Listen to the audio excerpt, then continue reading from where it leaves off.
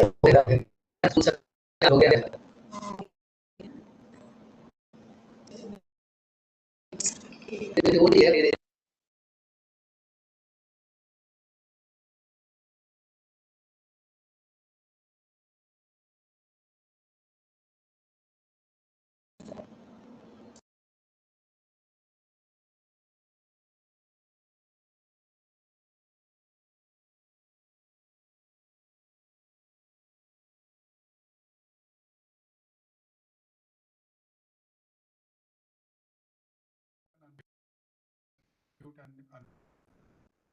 I'm saying start video.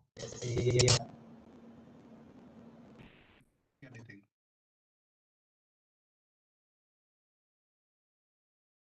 It has come. It has come. It has come.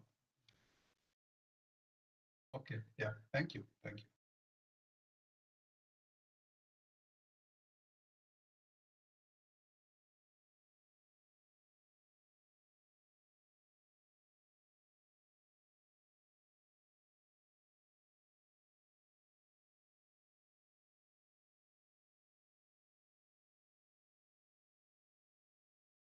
Hello hello hello अच्छा ठीक है okay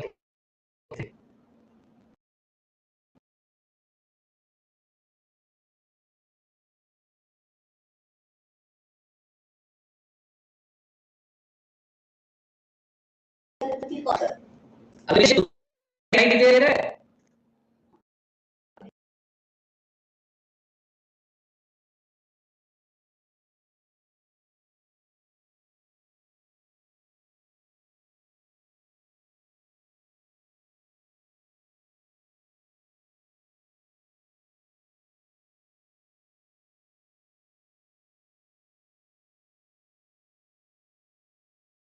Anirudh Kumar ji, can you hear me?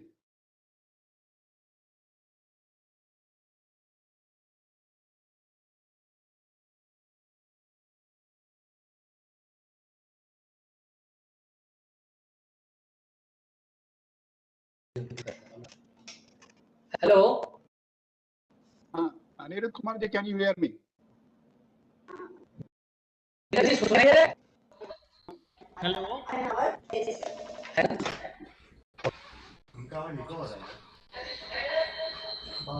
Sir eco हो रहा है आपकी आवाज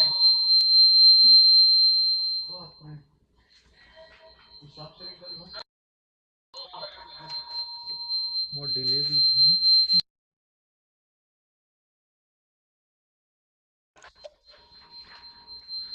Bindra ji we can not hear you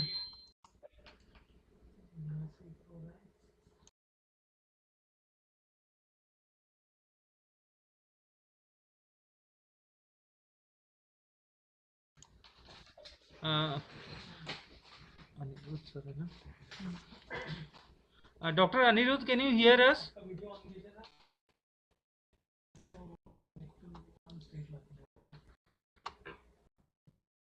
doctor Anirudh can you hear us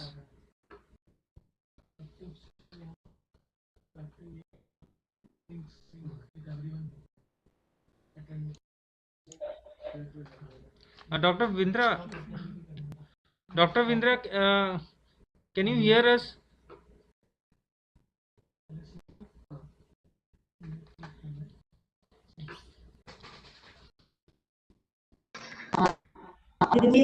hello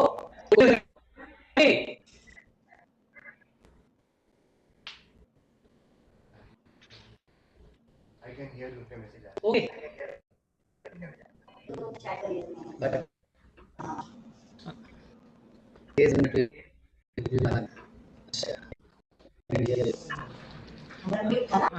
Anirudh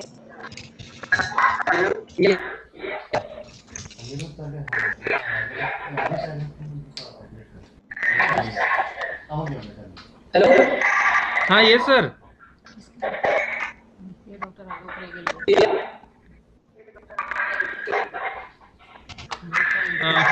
Anirudh sir multiple devices आपका voice clear नहीं है देयर इज ए इको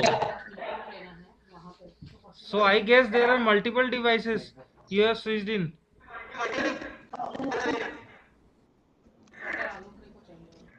अच्छा ठीक है ये सेशन के बाद है तो इंडस्ट्री कल है ना मुझे पता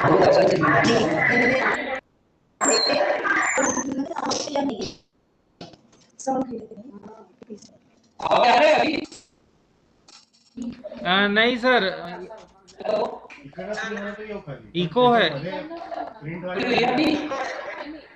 ठीक आहे. हां ठीक आहे ते त्याच्या आधी प्रिंट पाहिजे ना तो तिकडे जो कोण त्याच्या आधी नाही डॉक्टर आलोकची हवी होती तर आलोकचं सीझन स्टार्ट होतं मला वाटतं पावणे 5. हेलो, अभी सुनाई दे रहा है?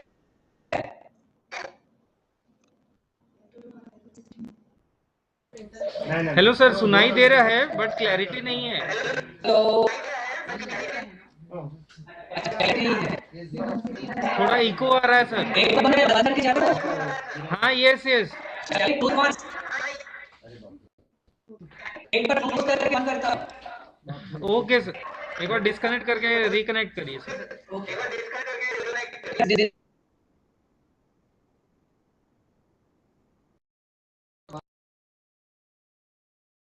Hello, whether my voice is clear?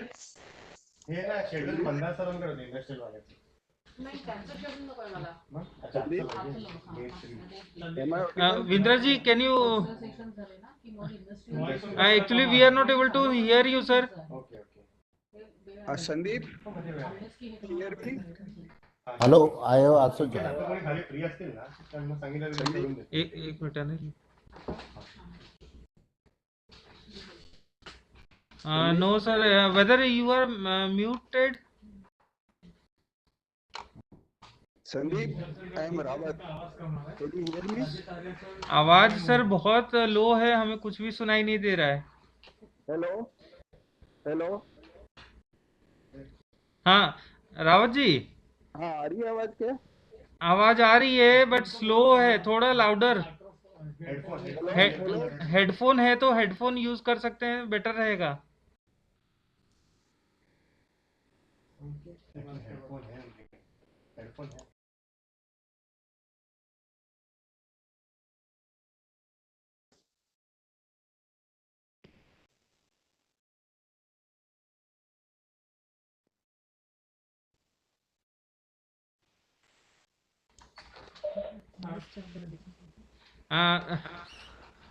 Rajesh Arya sir, can you hear us sir?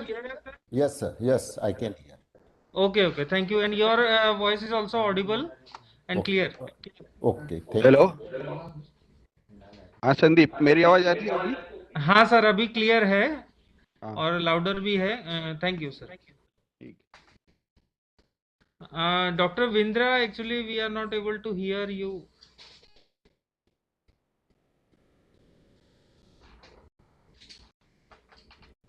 ये मैसेज देख रहे हो?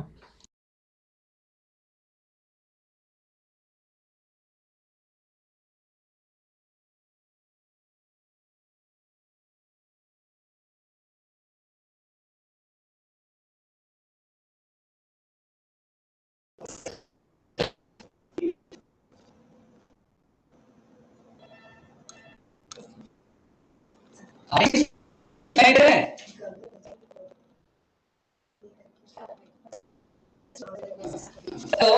Hello, hello. कोई अभी sir, there is noise, lot of अभी नॉइज. साउंड कैसा है? एक lot of music.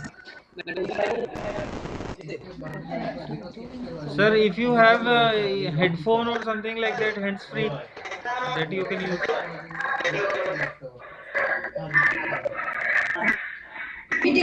now is it okay?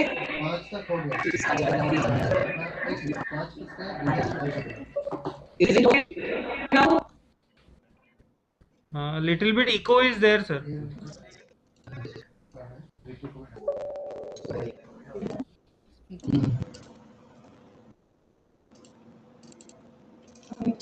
Hello. Yes, sir.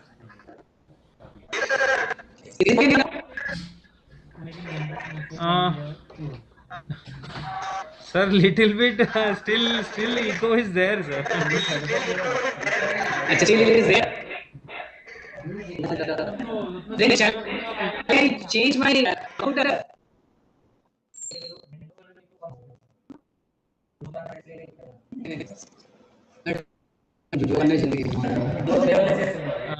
Network, sir. Hello? Sir, if you are using a speaker, keep it a little away, I guess. Speaker. Speaker, sorry. And if you have headphone, then please use that and try.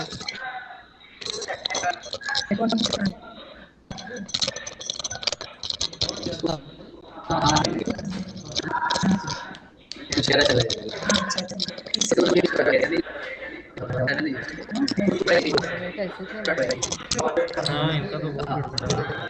Network भी देखिए down है, नहीं तो at least video तो आता। You can join with us.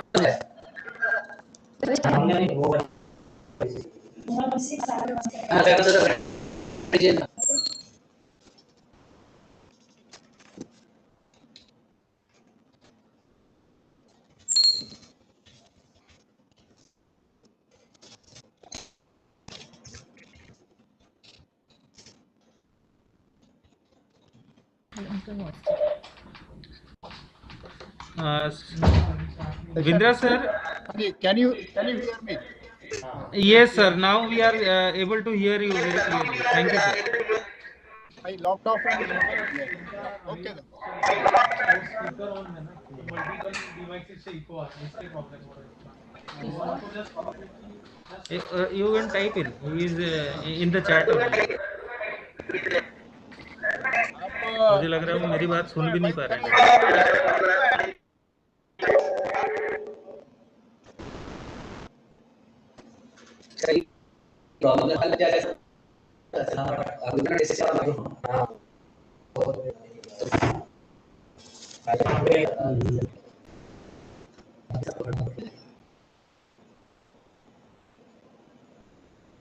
जो parallel किया है पता नहीं शायद हो गया अगर तुम्हारा भी खुला है तो मैं काम में रजिस्टर कर सकता हूं ना। टाइप करके चल रहा है तो वो जो है ना साउंड हो जाएगा क्या? हेलो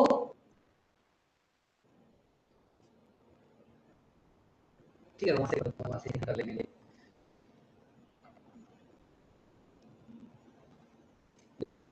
तो सुन ले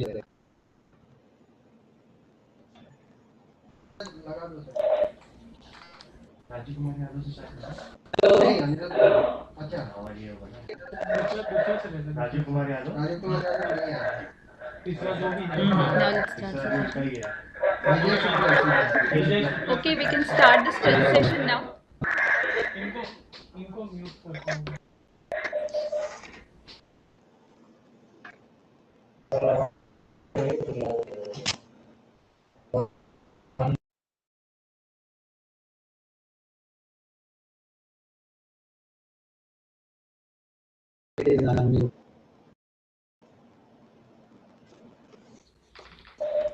Good afternoon, everyone. We welcome all to the poster session 3B of NLS-30 on behalf of the organizing committee.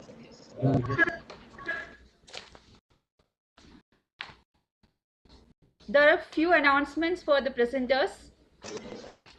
There will be 3 minutes for each presenter. Will get 3 minutes for presentation. After 2 minutes, we will ring a bell so that you can start quickly winding up your presentation. After 3 minutes, the control will go to the judges for question answers. If anyone faces any technical issues of connectivity, their name will be considered at the end of the session. So we request all the participants to stay online during the session. I think we can start the first presenter now. 05 There are other voices also coming actually. The first presenter, I request the first presenter Vijay Shukla from RRCAT, poster ID CP0805 to start your presentation. Share the presentation. Yeah. Your Good afternoon. slides. Yeah. Can you hear me, please? Hello. Hello. But Can you David, hear me? Yes, Yes, please you are continue. audible. Okay. Okay. So I am going to present my work on laser profile cutting of 0.676 silicon wafer. This idea of this work came from but our laser plasma division when they require silicon substance to make few holes on that. Silicon, as we all know, that it is a substrate material being used for all MEMS and semiconductor devices. So laser cutting, earlier they were using EDM and chemical cleaning methods for cutting silicon, but required and as of random some fixtures were not available. So we have tried laser cutting process because laser cutting has the advantage that it is a non-contact in nature and it is flexibility because of using fiber optical beam delivery system, and definitely they have low heat affected zones. Okay. And another advantage that we use in nuclear fields, that it has got advantage of possibility of working in radiation zone, etc., and underwater also. So can you please show me the next slide? Yeah. So this system shows the upper figure one shows the 250 watt average power Nd:YAG laser, and it contains a 1.1% doped Nd:YAG rod, and laser result parameters are given. So the output from the laser resonator is coupled to the ये optical एक fiber और of आवाज 400 आ रही है यार. micrometer diameter. Hello? And supplied to the workbench. So figure 2 shows photographs of the silicon substrate where we have cut 3 mm and 5 mm holes in the sample, and the laser parameter cutting parameters are given like 3.7 joule of energy with a pulse duration of 2 milliseconds at a rate of 2 hertz. Argon is used as at 2 kg per centimeter square pressure just to remove the molten material. Can you please show the next slide? Yes, we have characterized the samples using optical microscope and SEM. As we see from the figure 3, we have optimized the laser cutting speed actually. That at the two parameters, that is 10 mm per second and 220 mm per minute. Figure 3. Okay. So as we see from the figure 4, because SEM shows a clear-cut picture of cuttage, that A and D shows the cutting speed with the sample with the cuttage with a sample speed of 10 mm per second, which is the optimized speed. Figure 2, C, B and D shows at 20 mm per second, which shows this molten material has coagulated on the cuttage surface. So in conclusion, I have optimize the cutting parameters for 0.6 polycrystalline silicon wafers using millisecond Nd:YAG lasers, and the optimized cut speed was 10 mm per minute. So these silicon substrate with the holes will be will be used in laser plasma division for autocorrelation measurements and annular beam pulse width measurements. Thank you.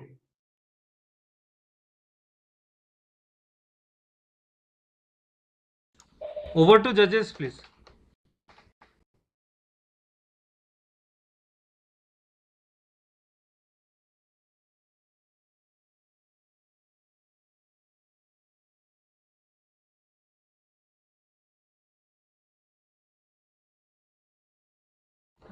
Judges, can you hear us? Rawat sir, Bindra sir. Hello. Judges, can you please ask your questions? Anirudh, please allow my microphone and camera. They are reading.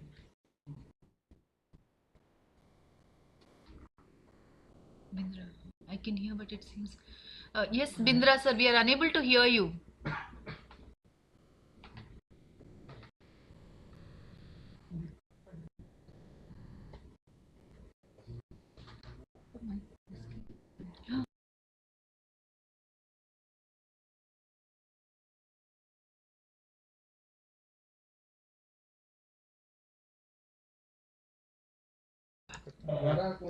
Dr. Rawat, Asim Singh, are you there?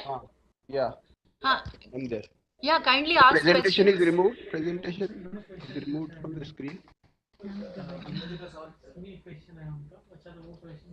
Hello. Yes, yes, Audible? Rawat. Yes, yes. The presentation is removed from the screen. Will you read it?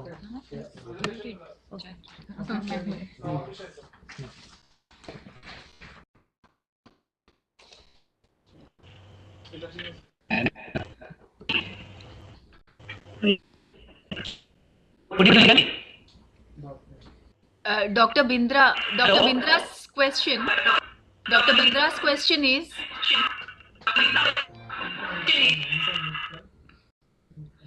Dr. Bindra's question is, what is the difference in cutting of semiconductor and metal when same laser is used?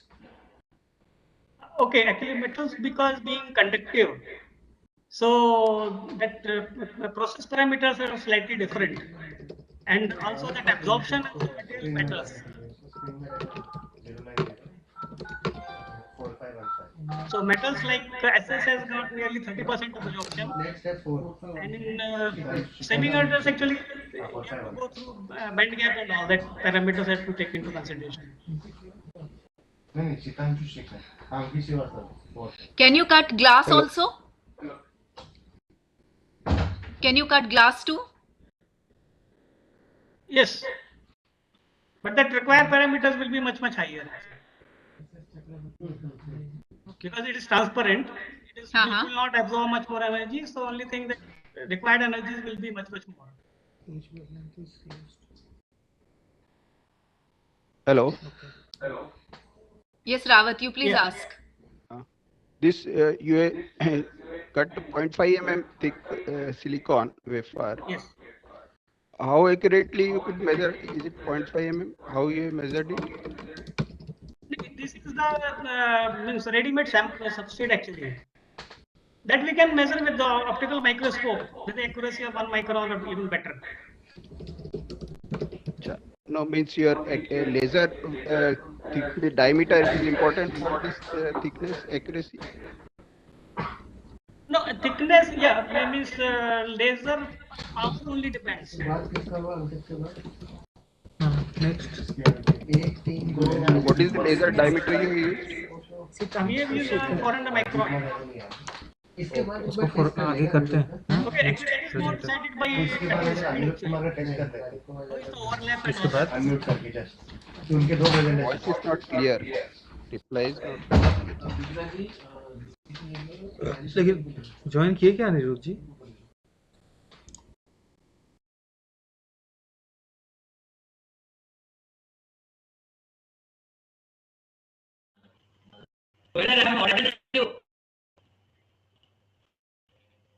Hello? Yeah.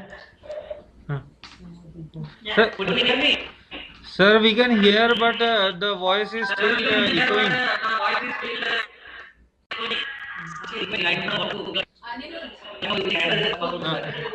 Anirudh ji, if the problem persists, then you can write down the questions in the chat boxes also.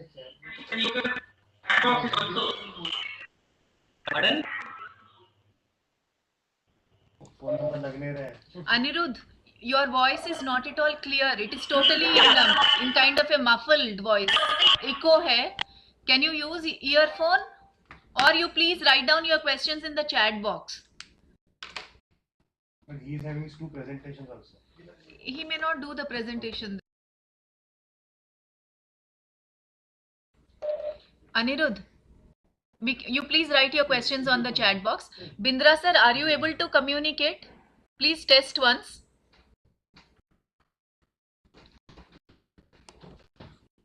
Dr. Bindra?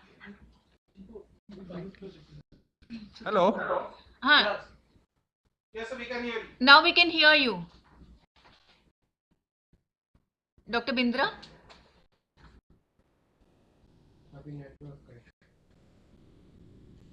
Dr. Bindra? Dr. Arya? Yeah, I am here. Yeah. So yours is very clear. I do not know. Is not Bindra sir at the same place? Hello. No, I am This is at Bindra here. Yes. Both of you are clear now. Yes. Fine. Okay, madam. Thank Yeah, you. we can go ahead with the next one. Fine. Yeah. Thank you. Okay. We'll move to the second candidate. I request Sitanshu Shekhar Chakrabarti from CSIR, poster number CP0804. You can start presenting your work. Good afternoon, everyone. Am I audible? Yeah, very much. Good afternoon, everyone. My name is Ankit Srivastava, and I am going to present my work effect of scan strategy on part deformation in single layer laser based deposition. In this work, we are going to use thermomechanical finite element analysis to predict deformation in laser deposited part beforehand, so that the researcher can select appropriate scan strategy for obtaining minimum part deformation without wasting time and resources extensive experimental trials. Can we move to the next slide? Hello. Yeah. Hello. Yeah, laser based deposition is a very versatile process which is used for cladding hard and wear resistant materials and layer by layer manufacturing, which is popularly known as additive manufacturing and even remanufacturing of worn out components. It is a very complex process, but here we have neglected the uh, melt pool dynamics and converted the problem into sequentially coupled transient thermal and static analysis problem. In this, first transient thermal problem will be solved, and the results from that will be solved for the static structural problem, as you can see on the screen. Can we move to the next slide? So here the novelty of the work is like additive manufacturing wizard available in ANSYS, commercially available ANSYS software doesn't allow the researchers, the users to use a scan strategy and use a different scan strategy and vary line energy and all. But here, using element depth and birth technique, we can simulate those conditions. It is which is evident from the figure. You can see the different beats are being activated at different time instances, and the boundary condition and analysis settings are also available in the slide, and different parameters are available. We have used three different scan strategies, that is 0 degree, 90 degree, and 67 degree. And what we found, can we move to the next slide? What we found that the total deformation is in the range of 28 to 30 micron. However, the minimum deformation is obtained at 67 degree scan strategy. That is why we can say that the 67 degree scan strategy provides better heat distribution and dissipation. Thank you. Over to judges. Yeah. Ankit, can you tell why you are getting this special number of 67 degree? Sorry, sir, I could not hear. Can you repeat your question again? See, you have studied three geometries, 0 degree, 90 and 67. Yes, sir. Yes, sir. So why in 67? See, if it is 45 degree, I can understand that it will give you low deformation. Since I have compared only three different scan strategy, and what we can conclude from our results, that 67 degree scan strategy provide relative better heat dissipation. No, so you are yet to try, let us say 40 degree, 50 and 70 and various other different degrees. Yes, sir. These are our initial study. We just wanted to showcase. I think these strategies, they are very well known and very documented in literature. Yes, sir. But what we are trying to do here, that those studies, if you go by writing a user-defined code, those are very processor intensive and time consuming. That is why we have showed a simple technique. Just fine. Okay. Yes, sir. We're using element depth and birth, so that we can simulate by converting the complex problem into a sequentially coupled basic transient thermal and static structure problem, just to save time and cost. I hope I'm clear, sir. Fine. Okay, thank you, sir. Okay. Can we move to next candidate? Yes. Next presenter, Rajiv Kumar Yadav from RRCAT, poster ID CP0802. You can start presenting. Okay, sir. Okay, madam. A very warm good afternoon to all the judges and participants of this symposium. This work is another excellent example of indigenously developed third-party deployable system by Suitloser team at RRCAT to meet much awaited defense need of having tritium vials of various length and diameter, which is fulfilled by BIT Mumbai. This technology is first time made and demonstrated in India. Tritium is a rare element, rare radioisotope of hydrogen, having half-life of 12.3 years. Its decay emits low-energy beta particle. Internally phosphor-coated and tritium-filled glass vials can generate glow up to 15 years without needing any excitation, external excitation. The motivation for the work was from the BIT Mumbai. They wanted an indigenous technology developed for cutting and sealing of tritium-filled tubes of various diameter into vials of different length. We only having expertise of working with Suitloser were privileged to get this opportunity. A developed system was also required in priority to save huge outflowing Indian currency against import of such costly vials, which can be produced inexpensively within countries to meet strategic demand of vials. They are required in lakhs of quantities. This system will be used. The tritium vials will be used with guns and archery sight for target aiming in the night. Used in location finding in dark during troop movement. Initially, we developed a prototype model to realize the feasibility of the work. We succeeded, and this had some limitations. To overcome these limitations and get added feature with the system, we also required automation to meet safety and functional requirement, to have a vial cut of equal length, and to meet bulk production requirement. And here, the rightmost part side, you could see the specification of the system. Already we have developed and demonstrated. Here, the one point is that we could get with the system 110 vials per hour. We have performed this cutting rate for the vials. And in the center part, it shows that the schematic of the system where the tritium vial is linearly moved forward, and with the help of rotor assembly, we rotate the tritium vials. Then it is allowed to fall over it. Once the vial gets cut, it is pulled by the pulling assembly and dropped into the collection bin. In the center part, it shows the actual of the system. Okay, sir. Next, this we have successfully carried out this work.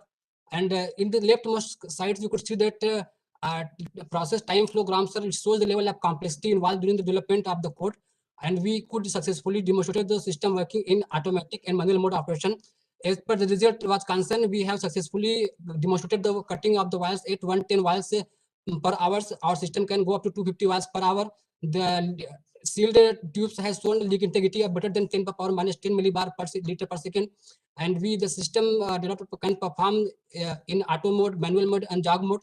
In the conclusion, we have successfully developed technology which is required by the BIT Mumbai, and we have developed one system in the priority to meet BIT's production requirement against import of such costly vials.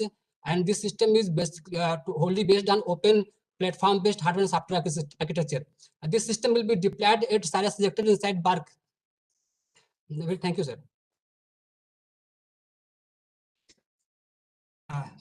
Please go ahead, sir. Over to judges. Rajiv Kumar Yadav. Yes, sir. What is the dimension of these vials, and what are the applications? Sir, this vials dimension diameter is 3 mm and length is 10 mm, sir. What the BIT wanted from us. Initially, they will give us the tube of, sir, 300 mm length filled with tritium vials, sir. And this in defense, sir, mainly during the snipers, sir, they in the night time targeting these two self-illuminated vials are used in the guns, sir, to aim the target, sir. Even in the night also, sir, during the troop movements from one location to another location, sir, they use these vials and they lay these vials along the track so that the army can be navigated from one location to other location, sir. And the only point is that why you have made only one PPT? Why not various PPTs to explain the result? Because I am aware of your work. Yes, sir. Thank you, sir. No, but why you have made only one PPT? Sir, this is expert, sir. Analysis requirements, sir. We could not make much, sir. That's all from my side. Okay, sir. Thank you, sir. Thank you, sir. Anirudh Kumar and Asim Singh Rawat. Hello. Yes, sir. Not these vials you are cutting, they are already filled, and then after that you are cutting and sealing it, or how you are doing? Actually, sir, this Brute supplies us a tritium filled tube, sir, of length around 300 mm. But they want the tube to be cut precisely in the smaller dimension, like 10 mm length at 5 mm length at 25 mm, 15 mm length. That cutting we are doing, sir. So during cutting, the inside liquid does not spill out. Sir, it is a tritium gaseous. It is gas, sir, gas stage.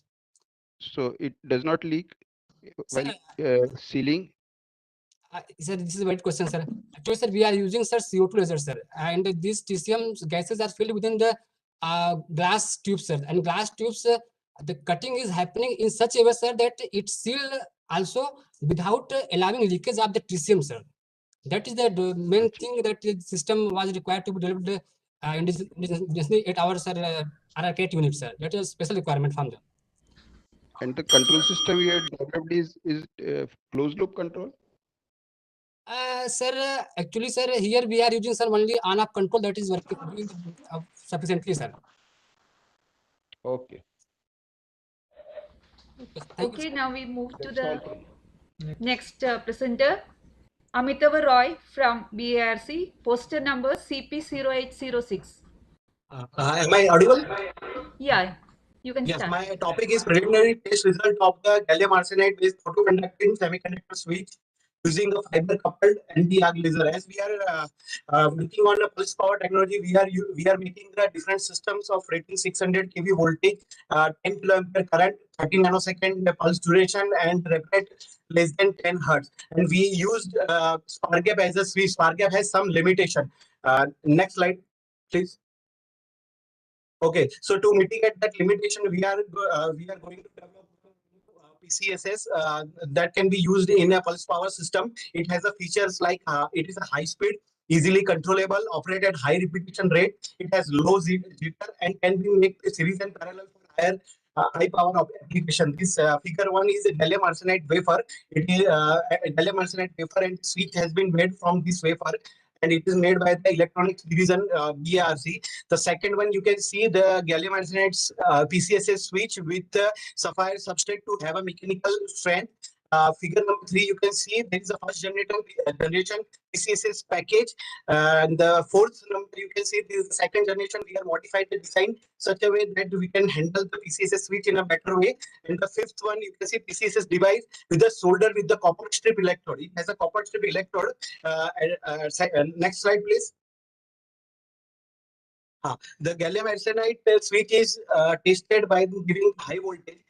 IV characteristics plotted on the right side. You can see there, and from this, ohmic contacts of gallium arsenide is proper or not that we can identify. And thus, the middle figure is for a laser system, NDAC laser system. It has a fiber out, 19 fibers out, one fiber having a less than energy. We are using this fiber to trigger the PCSS switch. Here left, you can see below left capacitor discharge circuit through PCSS switch. The voltage is charged to the capacitor, and the capacitor will discharge through the PCSS switch to the load. And the second one is through the PFL pulse forming line, because our pulse width is very low. So we are discharging pulse forming line through the PCSS to the load. Next slide, please. This is the result. Number 6 samples total tested with the cell breakdown of 20 kV, 6 kV, 13 kV, 4.2 kV, and 10 kV. You can see the rise time at the last column. It is 7 nanosecond, 8 nanosecond, 10 nanosecond, and less than 1.5 nanosecond. And you can see the waveform, voltage waveform. When your sample is breakdown self, and when we are triggering, the rise time is improved when we are triggering. And below two graphs are there. It shows there is still a rise time variation by short to short rise time variation. So we have to improve upon that. But in the second figure, you can see the voltage is steady for any charging voltage. Thank you.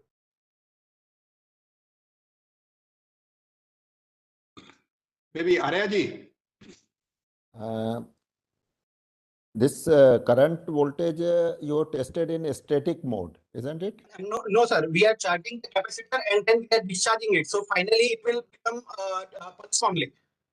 It will pulse having a 2.5 nanosecond rise time, and the FWHM is around 6 to 7 nanosecond. 6 to 7 nanosecond, and current is around 600 amperes, sir. And you said rise time is from 0.7 to 10 nanosecond. Why this variation is there? Sir, there are 6 samples total we have made, sir. And in particular one sample, where when we are increasing, suppose the cell breakdown is 10 kV, and we are operating that switch as 8 kV. As we are going near to the cell breakdown voltage, at that time rise time is improving, sir. If the 10 kV is the cell breakdown voltage, and we are operating at 3 kV, rise time will be very poor. So it is at a different operating regime, sir.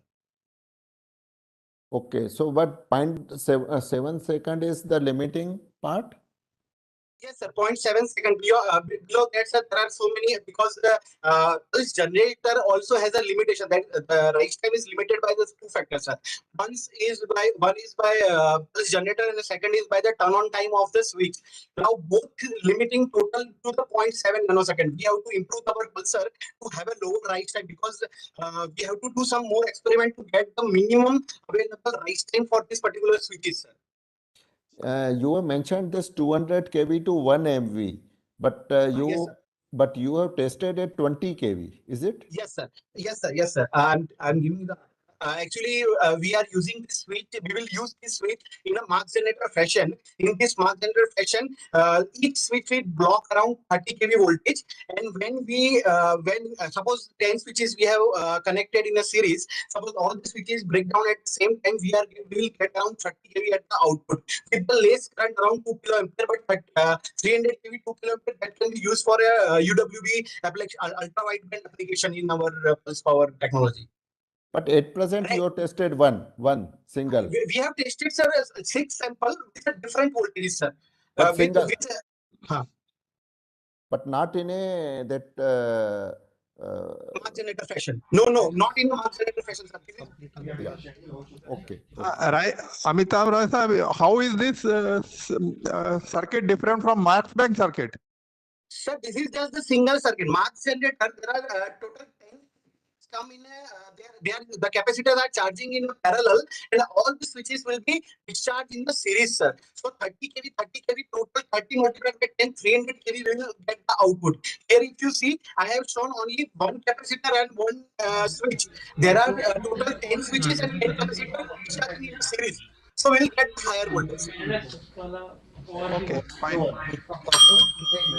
Any other questions? Okay, so we can move to the next presenter.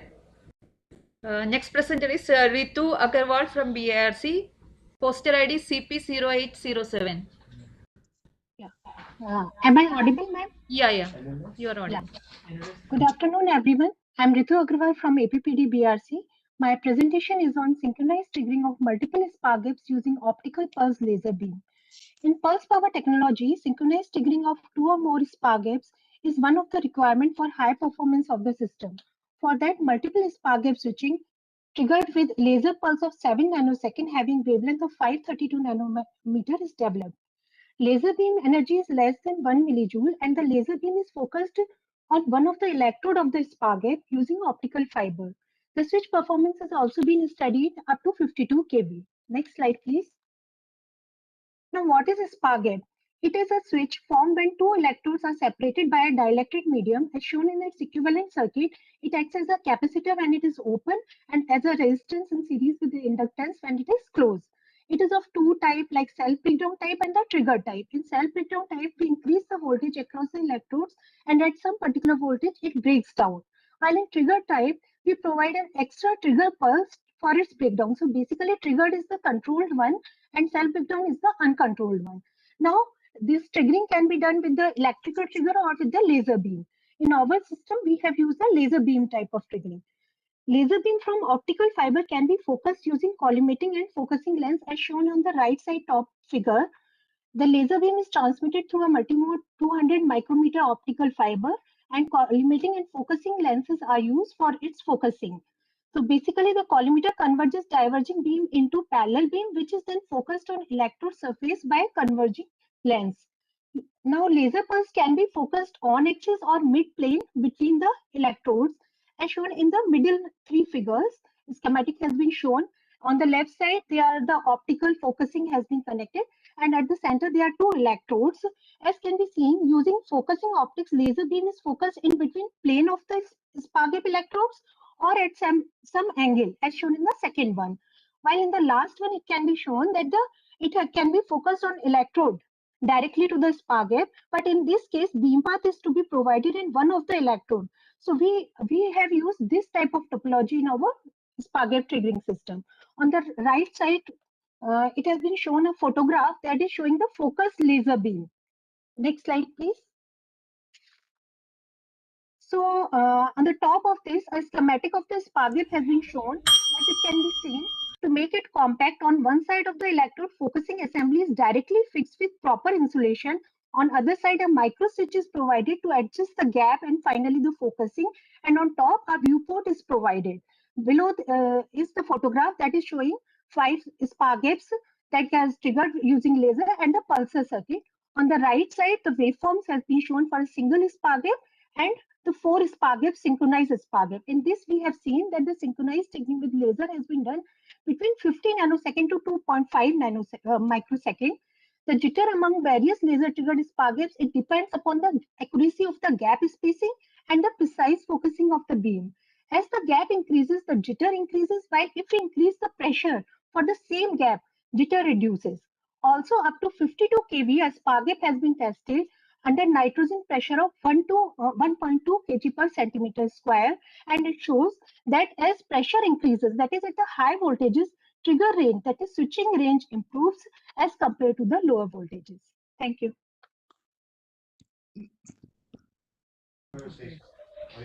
Madam, I have two questions. The Yes. first question is why you are using 532 nanometer and 7 nanosecond. Can you give justification of that? Because 1 micron laser with few nanoseconds can also give you discharge and 0.4 gigawatt per centimeter square. And the second question will be why you are getting delay varying from 50 nanosecond to 2.5 microsecond. Yes, sir. So for the first question, actually the laser available with us is of 532 nanometer. It's ND-YAG laser, and it can work in the pulse mode while at a frequency of 10 hertz. So that's why the present laser we are using, since it is having 19 optical fibers connected, and each optical fiber can give energy maximum up to 1 millijoule. It is less than 1 millijoule. So we wanted to use that energy for the triggering. Earlier we did experiment with 500 millijoule also, but in that case we were using the this mirror and reflector screen. So, and for the next question, sorry sir, what you asked for the next this? Why you are getting a delay 15 nanoseconds to 2.5 microsecond? It Sir, should be instantaneous, no? Yes, sir. As I mentioned, sir, for a same switch, if we are using, that is the jitter. So if the same switch we are using for the repeative this thing, that jitter is maybe 5 to 10 nanosecond or less than that. But when we are using multiple switches, this jitter depends upon the gap spacing between the electrodes and the precise focusing of this. So if laser beam is not exactly focused on one of the electrode, then this delay comes. So we found, as can be shown in the fourth waveform of this presentation. So you can see that between two of this, the delay is very less. It is around 50 nanosecond.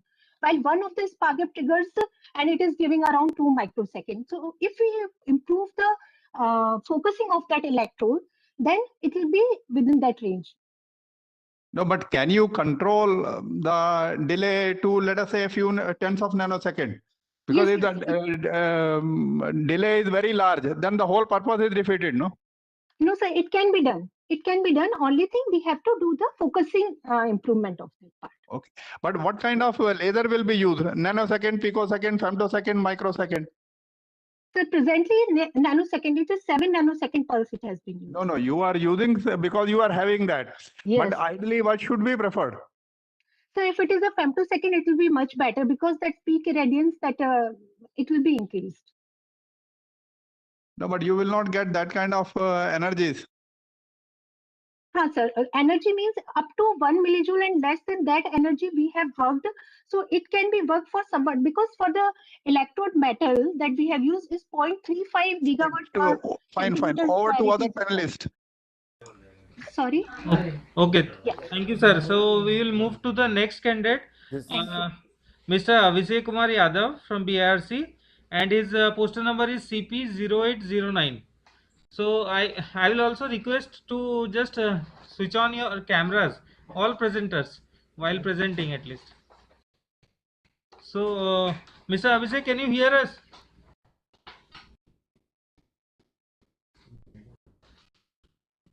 We are not able to hear you.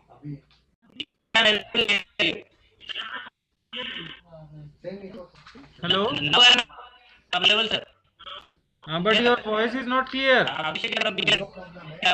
There is echo. Echo is there. We can't hear your words. Nearby there is another PC which is on. Hello? One of In case you have logged in from two PCs, Yes. if Anirudh is also nearby on a separate PC, then kindly mute one of the PCs, because there is lot of echo here. We cannot hear any of you.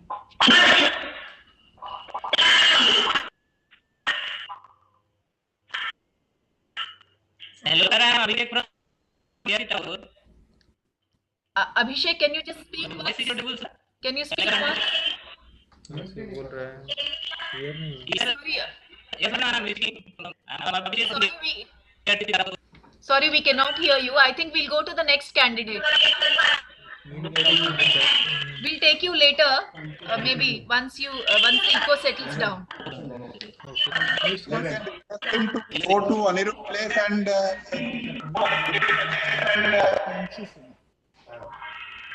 so our Mr. Abhishek, we will take you a little later.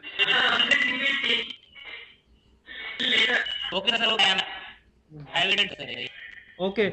Next speaker is Kanchi Sunil from BRC, and his poster number is CP1001. Please switch on your camera as well. Hello, sir. Am I audible now? Hello, sir. Am I audible? Proceed. Clear. Yeah. This is Kanchi Sunil from BRC Visakhapatnam. Today I am going to present a reflection type magnetic field measurement probe using Faraday effect. In Faraday effect, when a light beam passes through a magneto-optic medium under the influence of magnetic field, in a plane of polarization changes by an angle which is given by Becquerel's theory VBL, but it has a Faraday effect. Its intrinsic circular birefringence is a reciprocal phenomenon. When a double pass or multiple passes takes place, it decreases. But a Faraday induced circular birefringence is a non-reciprocal phenomenon, such that when multiple passes takes place, whatever the phase change is added up. So this is the method we used, and we have designed a next slide, please. We have designed a probe based with a length of only 118 mm and with a diameter of 8 mm, where all the parts of the probe is inside the acrylic tube, such that the laser lens analyzer, which can be rotated, and this is a MR3 TDBG glass. That is terbium doped borosilicate glass, which we use, which has a high voltage constant. With the high voltage constant, the insertion losses, whatever the light insertion losses is decreases. And here we placed a mirror such that the with an angle such that the reflected light passes through an optical fiber, which is placed exactly under the laser diode. With this, the total phase shift will be 2π in this configuration.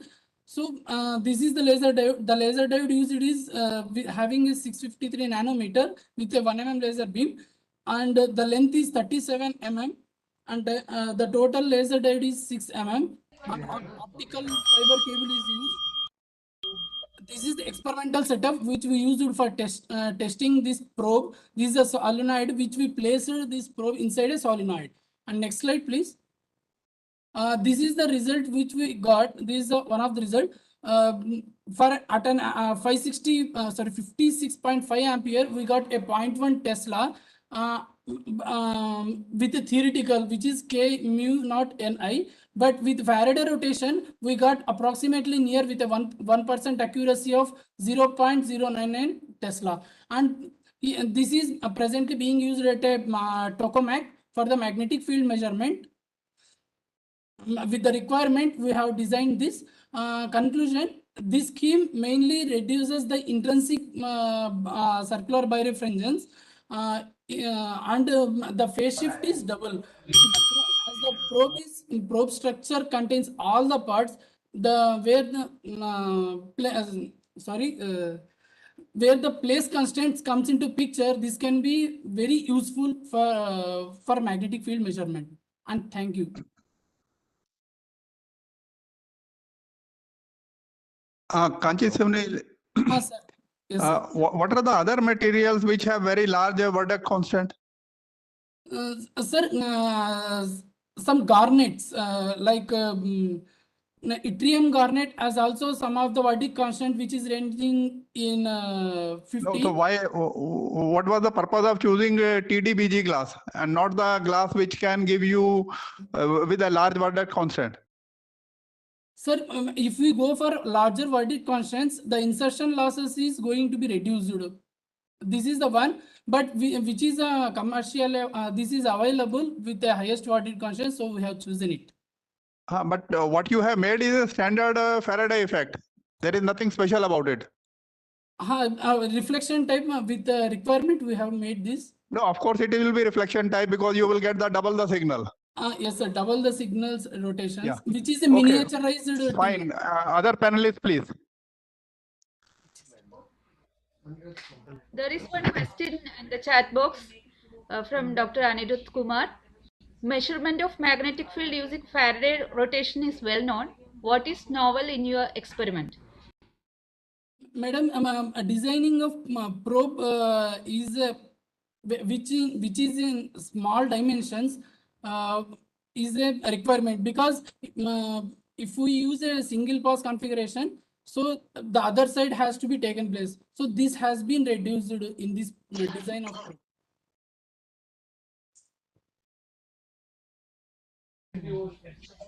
So if there is no question.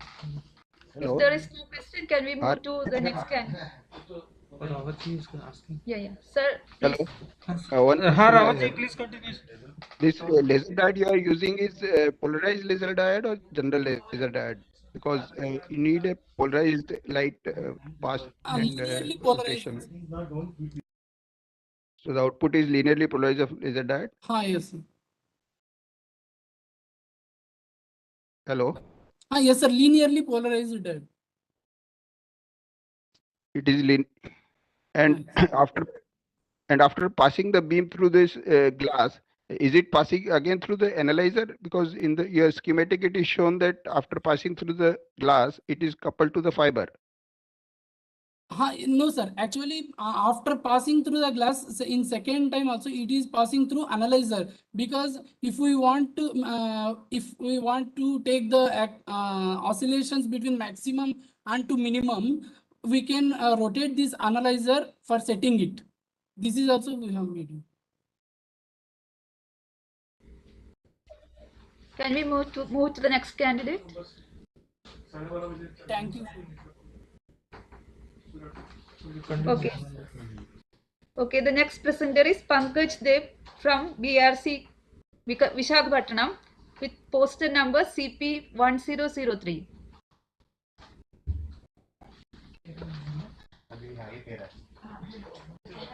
Please switch on your camera as well.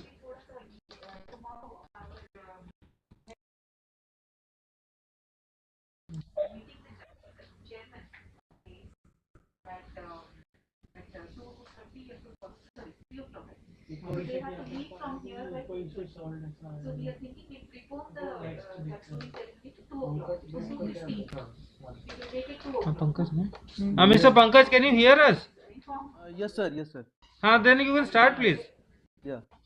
Respected sir and madam, my topic is laser-based optical fiber technique for velocity measurement. So when a solid aluminum projectile is accelerated with Lorentz force in a railgun system, we require to measure the exit Little louder, velocity. please. When a solid aluminum is accelerated with the railgun system, so we have to measure the projectile velocity. So how we are measuring the schematic is that there are two lasers system, and through this laser the light is transmitted through the optical fibers, and at the other end it is connected to the photo detector. When the projectile hits this optical fibers, then we got the fiber gets cut and we get the time information of the projectile. Next slide. Next slide. This is the railgun system. In railgun system, basically, when the projectile extends, there is a huge plasma at the rail end.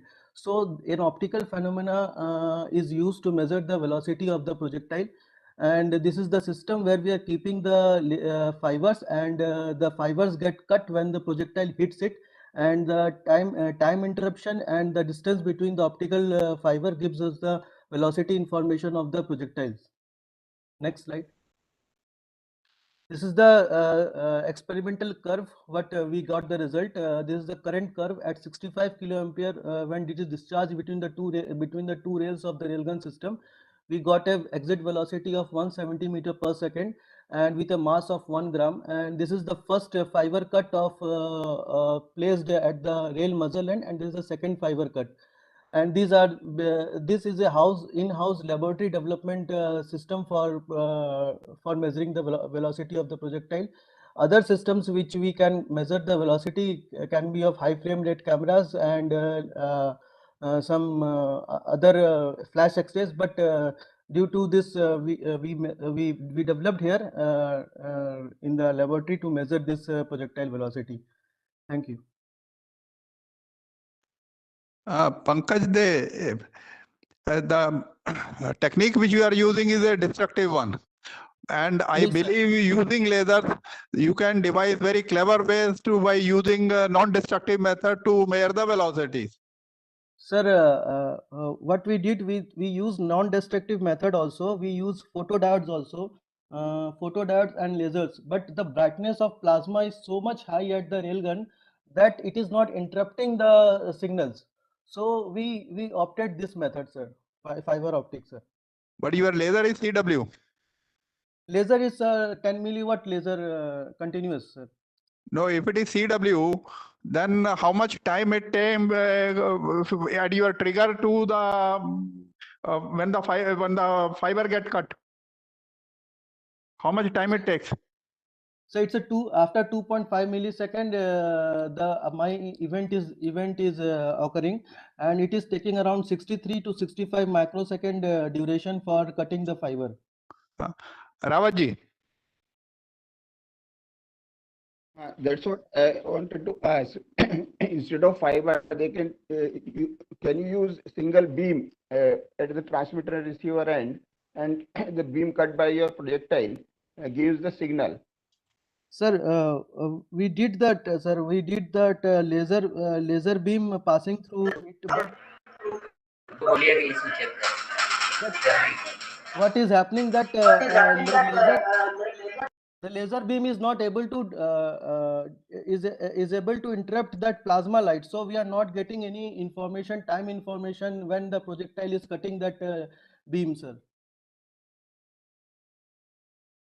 No, when projectile is cutting the beam, it will be obstructed. Photodiode will not receive any light. Yes, sir, but beam is not able to cut the beam is not able to cut because the plasma light is so bright, so it is not able to obstruct it, sir. So it is happening simultaneously. Yes, sir. At the end, it is happening simultaneously, sir.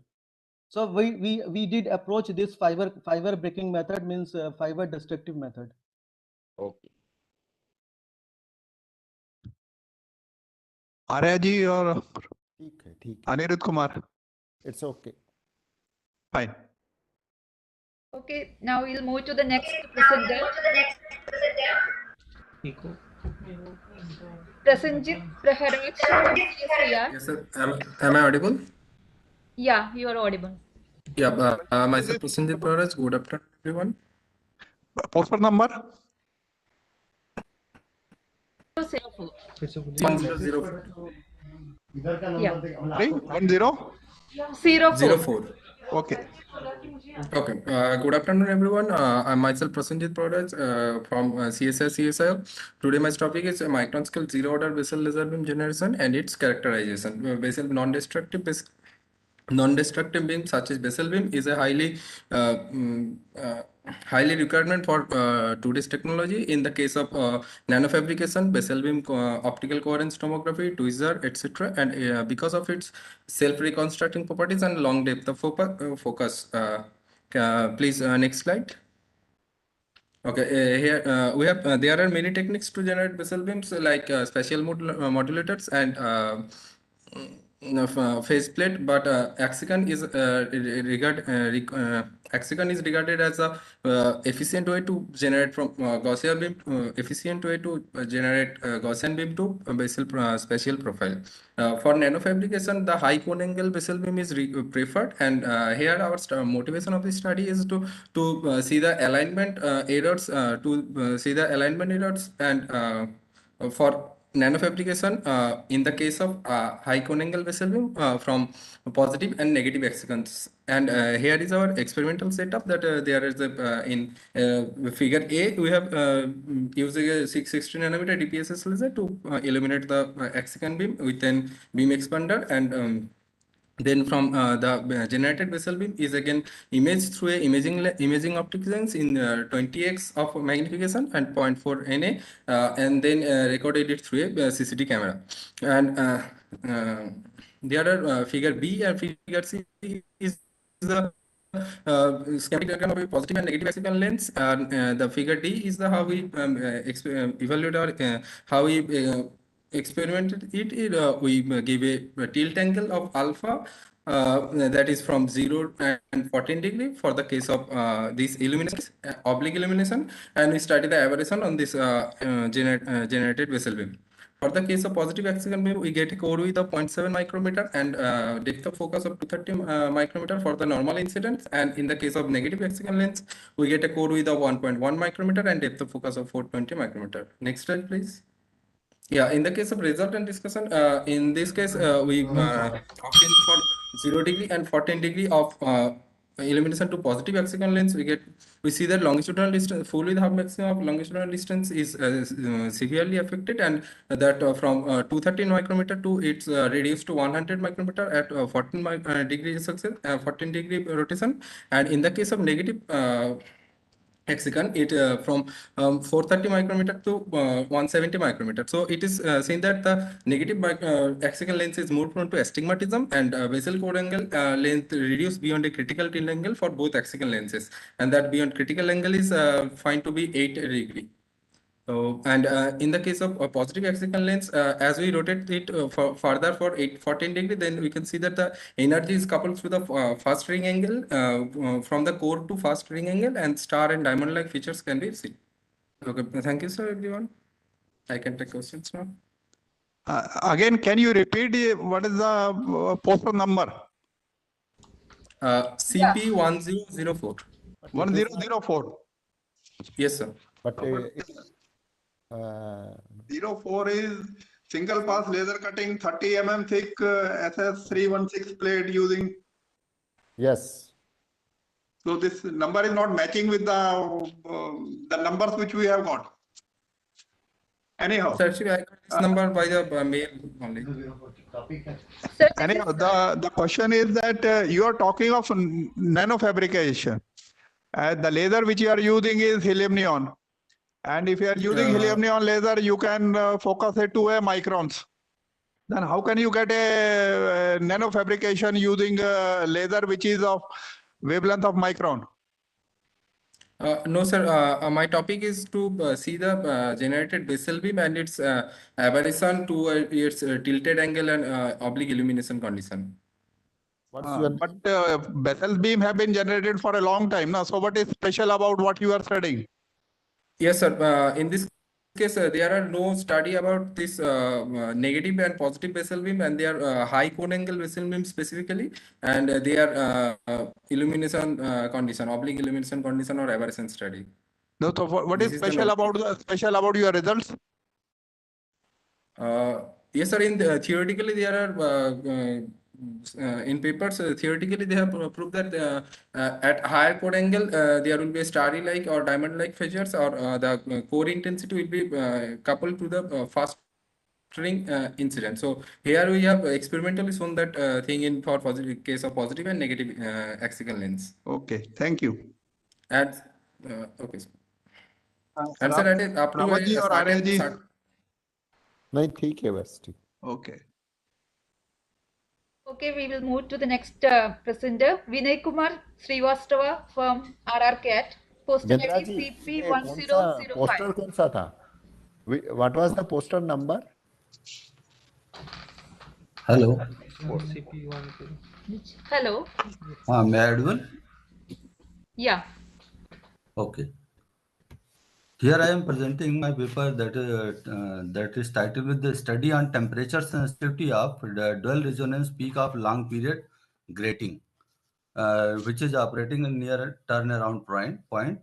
And basically the long period fiber gratings couples the energy between core mode and co-propagating cladding mode at a phase matching wavelength. And these fiber gratings are very useful on many optical devices as optical filtering and coupling systems and as a biosensors. These long period fiber gratings which couple the energy between core mode and co-providing cladding mode at phase matching wavelength, which is given at the wavelength resonance wavelength lambda m is equal to n core minus n clad into gamma. And similarly, if you see the tap LPG to external perturbation is significantly higher than the normal LPG. LPG operating near the turnaround point basically has dual peak resonance, and resonant wavelength is inherently sensitive to the outer perturbation like temperature, strain, and surrounding refractive index. Next slide, please. In figure 1, I have shown the experimental setup, which is used for the writing the LPG. And here we have used the copper upper laser as a tool, as a source, which gives the 510 nanometer beam, which is converted to the second harmonics of the 510, and it gives the 255 nanometer UV beam, and then it is used for the writing the LPG. And LPG, we have written the photosensitive fiber on germanium boron co-doped single mode optical fiber, and LPG transmission spectra monitored by an optical spectrum analyzer. And in figure 2, we have shown the just a typical transmission spectra of LPG, which periodicity nearly 170 micron, and highest resolution mode of the LPG at PMTP is 1505 nanometer, and next attenuation band is centered at 1120 nanometer. And next figure 3, we have shown the resonance transmission spectra of LPG at two different perturbations. Suppose the T1 and T2. Here is the we have used the temperature, and LPG is operating at slide please. Hello. Hello. My slide is not showing. Yeah. Is it okay now? Can you see your slides, please? Hello, can you see your slides? नाम क्या था? Srivastava. Yeah. Srivastava, you may continue. Mute him. I think by mistake he had left this meeting. No, he's muted. Unmute yourself. Srivastava, are you there? Hello. हाँ, कौन बोल रहा है? Srivastava, Vinay Kumar Srivastava. So you continue, na? Yeah. In figure 4, in figure 3, I have shown the dual resonance of the LPG return at perturbation T1 and T2. It has given the resonant wavelength lambda 1 and lambda 2 moves in opposite direction with external perturbation. And in figure 4, I have shown the traces of the different temperature from 75 degrees centigrade to nearly 150 degrees centigrade. And left resonance decreased from the 1319 nanometer to 1271 nanometer, and right resonance greater than lambda tap increased from 1533 to 1660 nanometer. Next slide, please. And in figure 5, I have shown the variation of central wavelength of dual resonance with temperature. And in figure 6, there is a sensitivity measured of the dual resonance peak with increasing the temperature of reference. And this is the formula by which we can measure the temperature sensitivity, ST minus T0, where these are the separate of the dual resonant wavelength and temperature T0 and T0. And we found that basically in experiment that average temperature of separation of dual resonance peak of tap LPG is much higher in compared to typical lower Clare-Harding mode, and sensitivity of dual resonance peak detection is nearly twofold than a single peak detection. Our lower Clare-Harding mode generally is 0.3 nanometer, but it found at 7 nanometer. And average Please wind up temperature fast. resonance. Hello. So over to judges, please. Srivastava ji, usually when you make long period grading, Yeah. CO2 laser is used. But I am Yeah. seeing for the first time they are using copper vapor laser for making a long period grading. Can you explain how? Basically, we have the copper vapor laser, homemade copper vapor laser. So we are using this, and second harmonics of this is 255 nanometer UV beam, and that is used on a point by point method to writing the LPG. No, but usually CO2 laser is used where wavelength is about 10 micron. And Yeah. now we are using wavelength which is very, very different.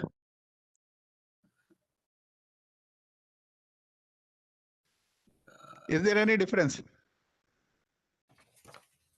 Basically, I have not seen a CO2 laser is writing. Basically, we have this system, so we are writing on this using this system. Okay. The other thing was dual resonance. From your picture, it was not clear how you are getting the dual resonance. You Because you showed the basically normal standard long period grating. Basically, at tap point, it is a single wavelength. When we increase the temperature, outer perturbation, whatever it may be, then it split into the two wavelength. And one shifted to red shifted and other is shifted to blue shifted. And there is center to difference we used for the Final question from my side. Yeah. You have got the better temperature sensitivity, but the total temperature range is very small. Is it true? Because basically tap we have shifting shifting of that at tap we are getting the 75 degrees centigrade, and then we increase it to 150. It can be much more, but then LPG is unstable and it can be break or something. But are you aware of that multi-mode resonance can be used as a temperature sensor? Or what are the other than fiber brake grating techniques? Fiber can be used as a temperature sensor other than fiber brake grating. We also in our lab we have used fiber brake grating as a temperature sensor. Sensitivity is in LPG at this point is much higher. It is nanometer in the range. That is in the BG is the picometer range. Okay. Over to other panelists. It's okay. Ravaji. Next person is Vijay Kumar Bharadwaj from RRK Art, poster ID CP0808. Am I audible to you? Yeah, you can start. Good afternoon to all of you. I am presenting here a comparative study of series and parallel flow laser pump chambers for high power NDR laser applications. Laser pump chambers are the backbone for laser development in lamp pump system. So the main problem arises in lamp pump system are the thermal effects and which are generated due to the heat generation in the NDR rod. And laser pump chambers is just like a housing to accommodate laser rod as well as flash lamps, and the diffuse reflector in the metallic housing. So efficient heat removal and the reduction of thermal effects are the main design consideration in lamp pump laser system. Next slide, please.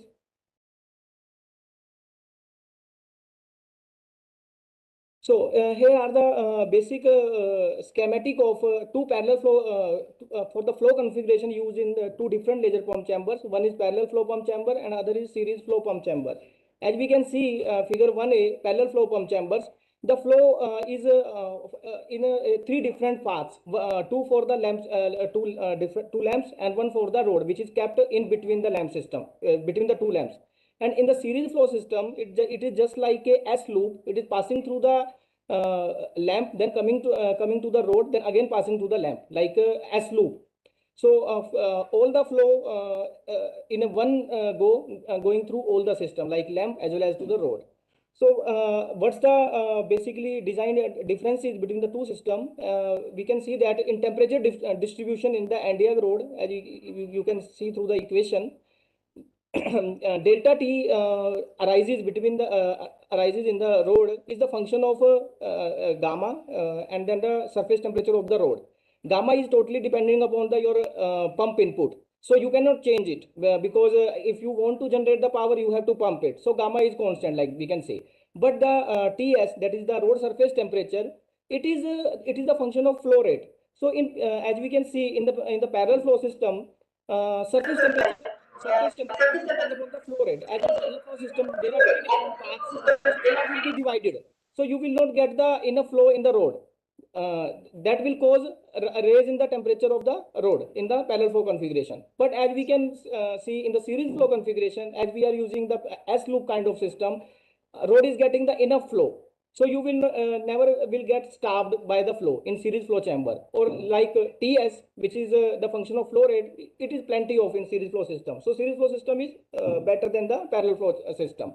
As we can see also, like our thermal effects, like dielectric power, it is also a function of delta T, and delta T is a function of the rod surface temperature. So it is directly depending upon the flow rate. And the thermal stress generated in the rod is also depending upon delta T, or in other cell, delta T is the function of rod surface temperature. As we can see in the figure, heat transfer coefficient versus the flow rate. So in parallel flow configuration for the same water flow pump, we are getting a flow just at the laminar region transition point, like 7 LPM. But in case of series flow, it is totally in the turbulent flow region, irrespective of the situation in the service condition. Next slide, please. So here we can see that when both the pump chambers are in turbulent flow regimes, the dielectric power variation is 5%. Like in series flow pump chamber, we are getting the better thermal lensing, that is 5% lower than the parallel flow pump chamber.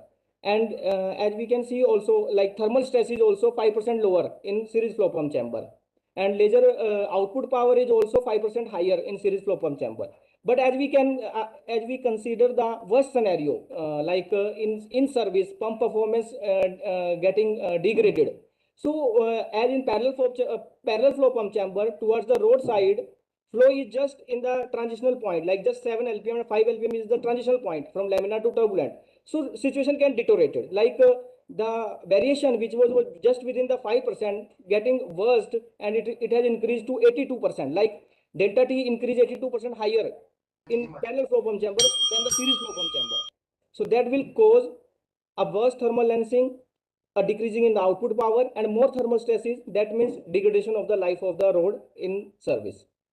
Thank you so much. What is the difference between the series flow and the parallel flow? It's like a flow configuration, sir.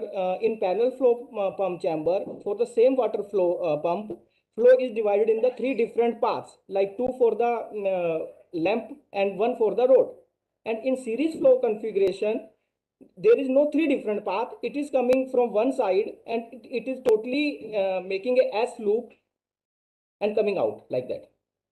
But how much is the difference between the flow rate between the series plus, like in the series flow, what is the total flow rate at the optimum level? And for the same optimum level, what is the flow rate required in the parallel flow? In parallel flow, optimum flow is 65 LPM overall, and in series flow, it's the 35 LPM. So it is about a factor of 2 difference Yes. between the two. Yes, sir. Yeah, fine. Any other question from the panelists? But this series, you means everything is better in series, you said. Is it like this? Yes, sir. Yes, sir. And this flow rate, why means when there are three paths, why it is not getting divided into 3? Why? In How? series flow? As compared to series and parallel. Yes, sir. In parallel flow, we have made the 3 different paths, dedicated 3 different paths, 2 for the lamps and 1 for the road. But in case of series flow configuration, we have made design such that it will not divided in the 3 different paths. It will enter from one side and then it will come out from the other lamps by passing through the road. But then the last lamp, the second lamp, yes, there will be it will be at a higher temperature. Sir, it will be at higher temperature, but that temperature difference.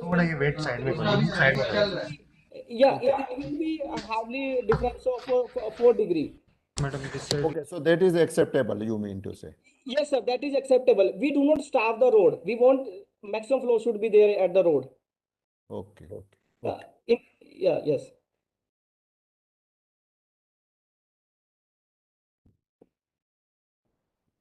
Okay, thank you, Bharadwaji. Okay, thank you, sir. Thank you so much. Okay, we'll move to the next presenter.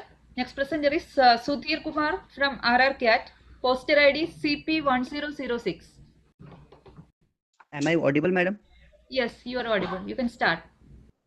Good afternoon, all of you. I am Sudhir Kumar from RRCAT. We have carried out analysis and experimental measurement on the effect of clad etching on refractive index sensitivity of LPG. A fiber grating is defined as periodic modulation of refractive index along the length of the fiber core. So depending on the period of the grating, fiber break grating is defined as black grating or long period grating. In this experiment, I have used long period fiber break grating. A long period fiber break grating allows coupling of fundamental core mode to the forward propagating cladding modes. That leads to the losses at the resonant wavelengths. These resonant wavelengths depends upon the refractive index of the clad and the surrounding refractive index of the medium. So these are the general formulation we have used for the calculation of the cladding refractive index. Next slide, please.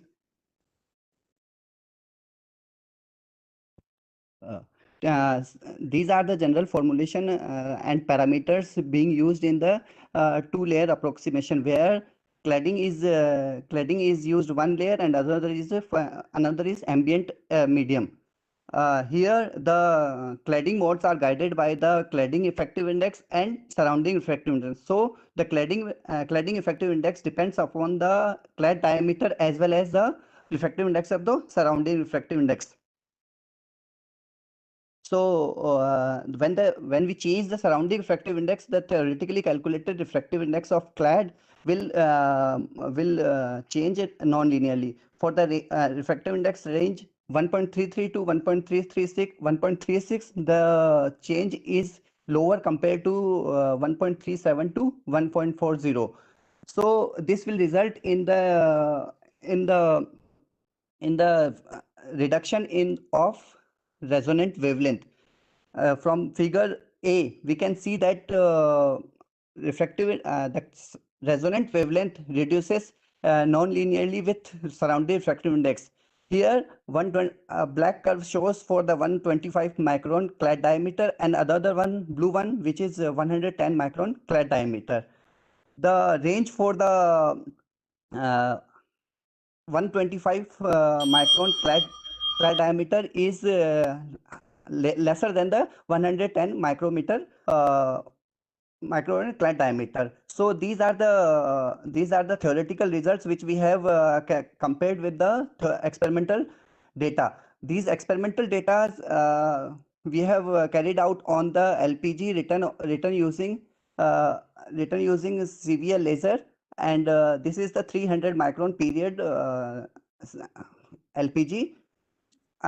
For uneased condition, that is fiber break, that is long period grating, the sensitivity calculated from this is around 40 nanometer per refractive index per unit, while for each we have this LPG we have eased using hydrofluoric acid, and the refractive index sensitivity is much higher, that is around 240 nanometer per refractive index unit, and that is seen in the second picture also. Thank you. Sudhir Kumarji, the long period grating that you have, they are written Yes, only sir. in the core or in the clad also? No, sir, it is written in the code. It is in the core. Then why should refractive index of the clad affect the core? Because, sir, in this long period grating fiber, the modes are driven by the forward clad mode and core mode. So this will affect the refractive index sensitivity of this LPG. Now, can you elaborate more? Because if you don't have the grating in the clad, then why should it affect the propagation? No, sir. The cladding modes are driven by the this cladding geometry and ambient refractive index. And core mode are driven guided by the core index and cladding modes. But for long period grating, that periods will couple core mode and clad mode, and that will affect the that is why this clad mode will affect the this long period grating resonant wavelength. Okay, then as far as the clad is concerned, how much is the thickness of the clad and how much you are etching it? Sir, for this particular experiment, I have eased around for 10 minutes. That will typically reduce around 15 micron. And original diameter is around 125 micron for No, but clad. you can etch more also. Yes, I can etch more, but my wavelength region of observation, it will limit me to further etch. But then how you will increase your sensitivity? Sir, for Sensitivity my of the refractive index. if I have a long this spectrum region, I can etch further. And other thing is also that after some etching time, it will become less mechanical strength, so that will limit also. Are there another methods which can be used using optical fiber for measurement Yes, of refractive index? For refractive index sensitivity, for this method, we can coat also after some etching. I can Other coat than also. FBG. LPG and FBG, there are some interferometric techniques also. So we can club these techniques to those methods and enhance their sensitivity. Rawatji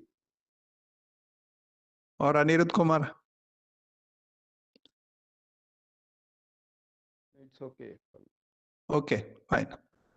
Okay, thank you, sir. Thank you, sir. Okay, if there are no more questions, we'll move to the next candidate. Next presenter is Ms. Pooja Chakravarti from BRC, poster ID CP1007. Hello, I'm visible, no? Hello. Hello, can you be a little louder, please? Hello, am I visible? Yeah. Okay. Madam, please continue. Yeah. Good afternoon, sir. My topic is development of laser-based tilt measurement system for folding machine alignment. So in PHWR reactors, they require multiple online refueling of their coolant channel. And for this purpose, they have got a fuel handling system where fresh fuel bundles will be inserted from one end and spent bundles will be removed from the other end of the coolant channel. But before the online refueling is done, it is required that the end fitting of the coolant channel must be precisely aligned with the fouling machine head before it is clamped onto the fouling machine head. So currently this is done using LVDT based systems but there are some problems. First of all, it takes a lot of time, about 30 to 40 minutes for each refueling. And since it is a radiation environment, so there are leakage of radiation material. And also it requires expertise of the operator to operate the system. So the solution proposed was optical triangulation based non-contact tilt measurement system, which will consist of 4 sensors, and a group of 4 sensors will be used to align the end fitting of the coolant channel with the fouling machine head. Now these sensors are designed to work for a standoff distance of 70 mm and a measurement range of plus minus 10 mm with a required accuracy of plus minus 0.75 mm. These are designed to operate in a high temperature and high radiation conditions, and the sensor heads will be mounted close to the FM vault area, so no electronics can be placed nearby. So an all fiber solution has been proposed, and the measurement time will be very low in milliseconds, and minimum operator's assistance is required. Next slide please.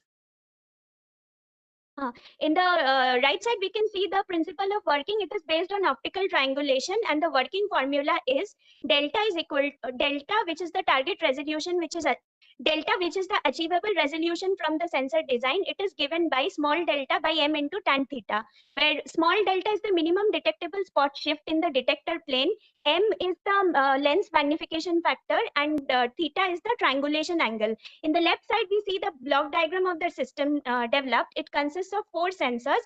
Each of the sensors are based on optical triangulation, and they consist of a laser diode in the pigtail configuration mode, and have a wavelength in the 657 nanometer and minimum optical power requirement of 7.5 milliwatt. At the detector side, we have got a 12-core collinear optical fiber bundle array with a pitch of 250 microns, and it is connected to a camera. So the software algorithm will be run on a embedded system, and finally the output in the form of 4 to 20 milliampere is given. Please next slide, please. So this is, if the target moves to and fro, this is the image of the laser spot as seen by the camera at the output of the optical fiber array. The system has to be calibrated, and we have got a result which shows that each of the sensor is highly linear, and they give a measurement, they can measure for a range of plus minus 10 mm with an accuracy of plus minus 1 mm. And the required accuracy is plus minus 0.75 mm, which can be obtained by using optical fiber array of smaller pitch. Thank you.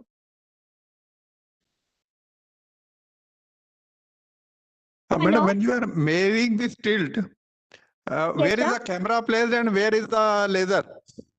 Sir, in the actual system, the laser and the detector and the lens, we have the laser, we have the lens and the optical fiber, which will be collecting the optical signal to the control room. So in the control room, put your first PPT. Yes. Hello. Can we have the first PPT?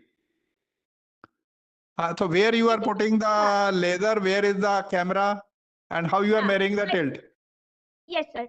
In the S1, S2, S3, and S4 we are seeing now, those are the sensor heads. And our laser driver, and the camera, everything will be placed in the control room. And it will be fiber based, like laser is in the pigtail configuration. So we will be having a laser output at the fiber, and that will be brought to the sensor head, and there will be a collimeter at the end. So this is the transmitter side. Similarly, in the detector side, that is the fiber I have talked about. So fiber will be collecting the optical signal, and to the control room, it will be carrying the optical signal. There the camera will be attached. Oh, fine. Rawatji. In this configuration, what is the dependency on the reflectivity of the target surface? Means if the target surface reflectivity have you considered? If it is perfectly reflecting or perfectly rough surface? Sir, the surface, it does not work on reflection. This works on diffused reflection or scattered light. So there should be roughness. The target surface should have roughness, and it works best for target surface of roughness in the range of 0.4, in the range of roughness around 0.025 micron. This range is good for the sensor. And if the target is blackened because of some atmospheric region, color, is there any difference because of presence, color of the target? No, sir. Color, no, sir. And how will you improve the resolution? At present, what is the resolution of a measurement? And how Sir, it can improve? Sir, at present, the resolution we have achieved is around plus minus 1 to 1.2 mm. And this can be improved by using fibers of lower pitch, smaller pitch. The optical fiber should be a finer pitch, I can say.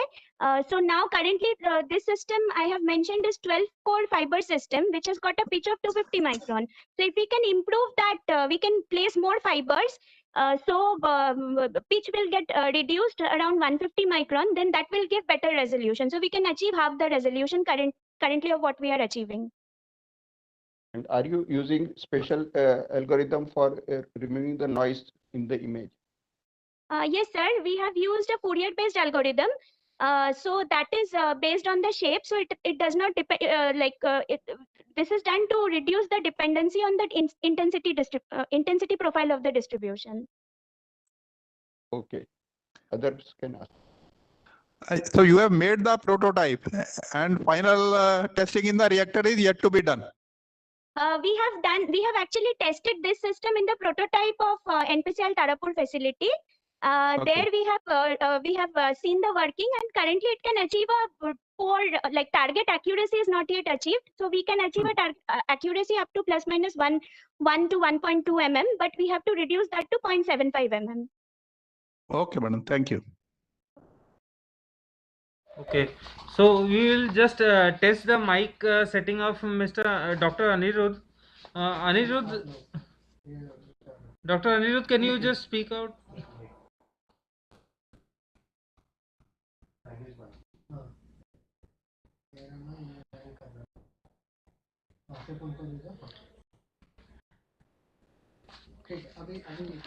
Hello, Dr. Anirudh.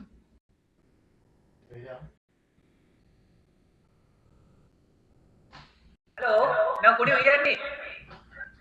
Yes, now it's better. It's good. It is better. Okay. Then you can take Abhishek Yadav's poster now, CP0809. Okay, sir. So he's sitting with me only, so he can tell. Okay. Then I will speak later. Sir, sorry, sir, but echo is there. Again, it's coming. Again, it is coming.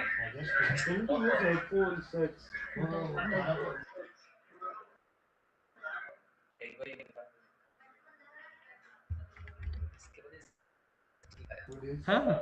18 number. So our next presenter would be Ramakant Mahakut from RRGate, and his poster. Mr. Ramakant Mahakut from RRCAT, and his poster number is CP1008. Mr. Ramakant, kindly switch on your camera and start.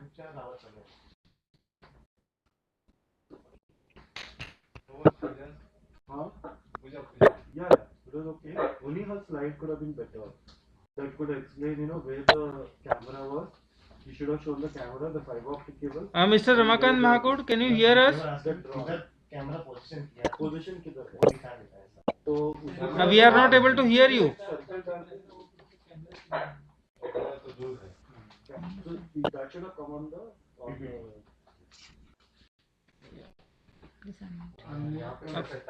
Mr. Ramakant, please unmute yourself. ये 3 का तक sure नहीं है इनका mic सारी बातें one of the phones. We are not able to hear you.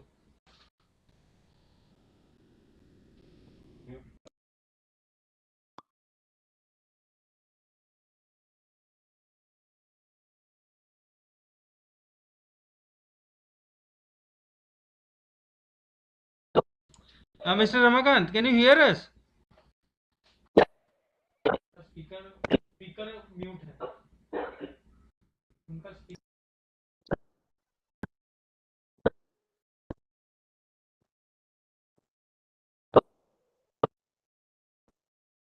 We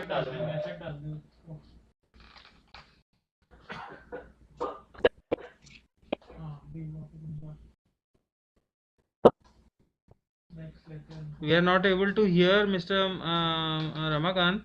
I think we will take you later, and we will move to the next presenter.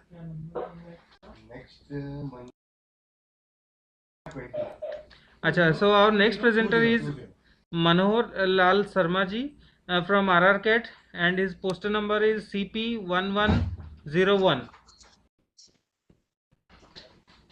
Mr. Manohar, please continue. Yes, good afternoon all. Am I audible too? Hello? Yes, you are please audible. continue.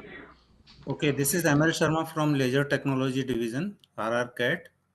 Our work is on high voltage picosecond pulse generation by an avalanche transistor stack on microstrip PCB structure.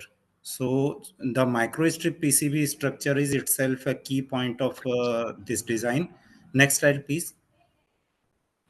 The introduction of our work is basically a generation of sub-nanosecond pulse generation, which is done by variety of fast switches nowadays coming, like silicon avalanche switch, DSRD.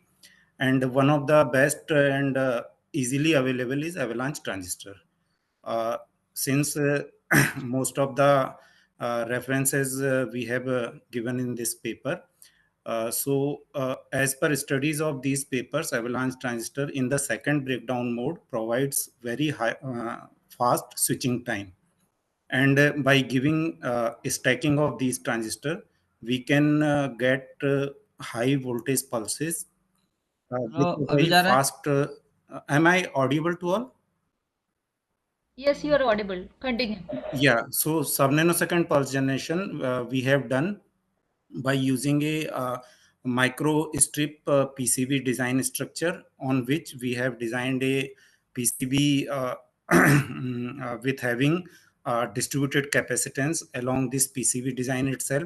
By using double-sided PCB, we have used 9 stage of 2N555 transistors, and the stack of these all 9 transistors was biased of a DC supply of 3 kV.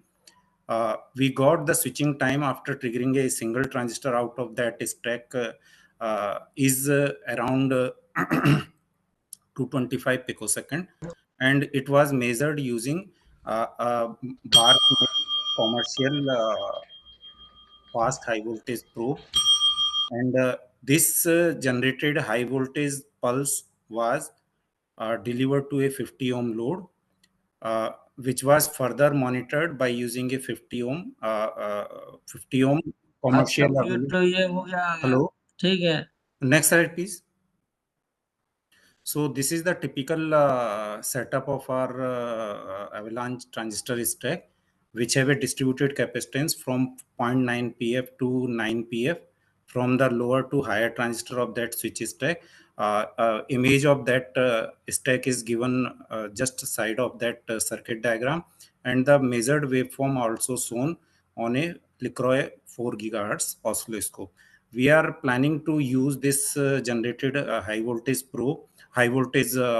pulse of FWHM around 500 picosecond and switching time around 225 picosecond to the microchannel plate, which will be used to capture a frame of plasma generated in our capillary laser discharge system, which is already is a setup of our division. So further improvement in the switching time of this stack is under progress. चलिए एक और PPT है क्या आपकी? This No, is last sir. PPT. The last PPT, sir. So further improvement in this circuit, still we are going on this work.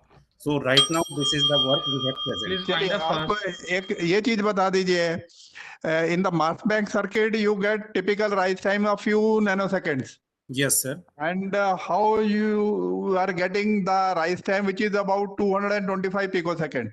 Yes, sir. Actually, sir. You have any diagram over here to show? No, sir. Not immediate. Not right now. But actually, there are the two differences in avalanche mode. One is the avalanche mode of transistor, which is second breakdown actually, in which if we inject a sufficient amount of current नहीं in वो the तो हो गया। देखिए issue Yes. ये है, आप math bank के साथ कुछ माइक्रोस्ट्रिप यूज कर रहे हैं। Yes, sir. तो how is that helping in reducing the Yes. or lowering the rise time? Okay, sir. Actually, every transistor has its inductance, which is actually contribute to slowing the rise time, and that inductance we are reducing by using a distributed network, as it is as we know that a transmission line is having a distributed network of नहीं, LC पर वो आपने कहीं combination. PPT में दिखाया नहीं है। Yes, sir. It is not shown actually in PPT. Okay, but fine. Arya ji,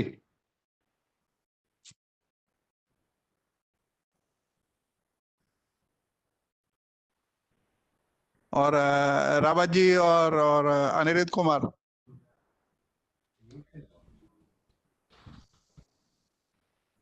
ये 225 पिकोसेकंड कैसे मेजर किया? How did you measure? Sir, actually we have a commercial Barth make high voltage DC probe, which is of 10x attenuation. So it has a bandwidth of around 7 gigahertz and measurable rise time better than 50 picoseconds. So by that probe we have measured this rise time. Oscilloscope, which oscilloscope? Oscilloscope is, sir, LeCroy 400 gigahertz. Sorry, 4 gigahertz. Oh, okay. Thank you, sir.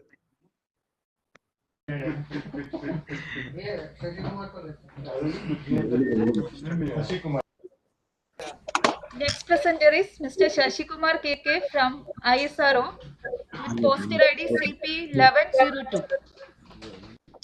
Good afternoon. 11-0? 1102. Can you hear me? Yeah, you are audible. Please start. I'm Shashi Kumar from ISRO Inertial System Unit Trivandrum. My topic is optical phase lock loop with direct digital synthesizer control for cold atom interferometry experiments. Can I have the next slide? Nowadays, atom photon interactions are widely used for sensitive measurements with the availability of new generation sophisticated laser sources. Cold atom interferometry especially require a control mechanism to vary, maintain, and measure the required phase difference between the laser beams. This phase logging can be achieved using optical phase log loop OPLL with the combined action of phase frequency detector, RF signal, mixer, and filter. We have made use of a compact direct digital synthesizer in order to replace the RF source in OPLL circuit. And a mathematical analysis has also been done to study the steady state phase error. Can I have this next slide? This is the block diagram of the optical phase loop, what we have used.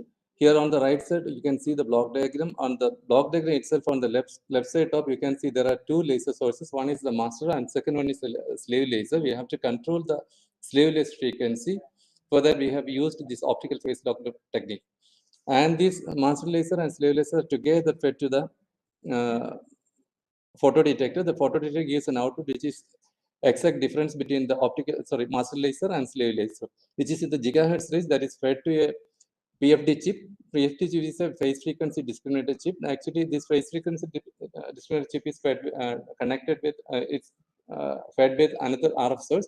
That RF source is replaced with a direct digital synthesizer. That direct digital synthesizer, which gives its output corresponding to the digital sequence that is driven by an Arduino microcontroller. And this PFD output is amplified, then filtered and fed back to the slave laser to control its phase and frequency. Can I have the next slide? This is the mathematical computation. Here you can take this master laser as AM cos omega mt plus phi mt and slave laser as AS cos omega st plus phi st. This phi st is the phase noise.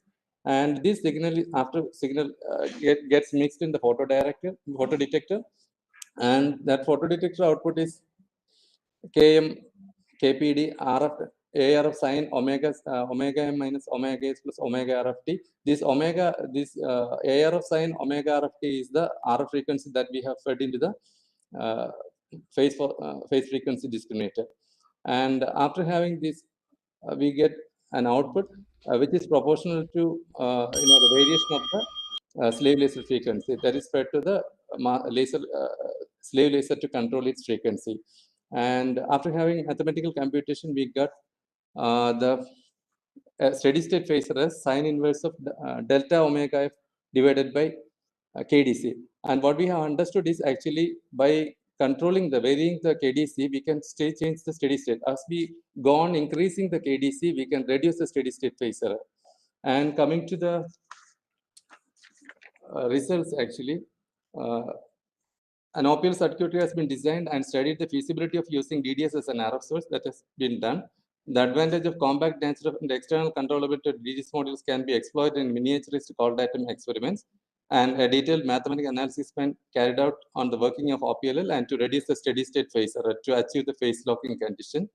And we have simulated and evaluated the design of OPLL circuit successfully in LT-SPICE. And right now we have fabricated and printed circuit for OPLL implementation. That's all we have done for. Thank you. Ravaji, would you start? Yeah, this direct you used where you implemented it. What We hardware? are planning to implement, sir, right now. Pardon? We are planning to. We have already done the simulation and we have fabricated the PCB itself. After the simulation, it is working right now, and we are planning to implement it in the real mode. Yeah, which processor you will use for its implementation, or FPGA where you will be going to implement? Means Pardon, your sir? implementation, how you will implement it? We are planning to implement it with a master laser. Actually, we have master laser and slave laser right now here, and we have to have the control mechanism with this OPLL circuit. That's what we are planning. No, this software of direct digital synthesizing. The software actually it is made to control the direct digital synthesizer, because it's a 31-bit synthesizer that has to be controlled with a 31-bit for frequency control and 8-bit for the amplitude control. That has already been done. So in the hardware, what hardware you will use? Hardware right now it's going on, sir. Actually, the fabrication has been done, but we haven't tested it yet. Simulation work has already been done. Okay. One small question.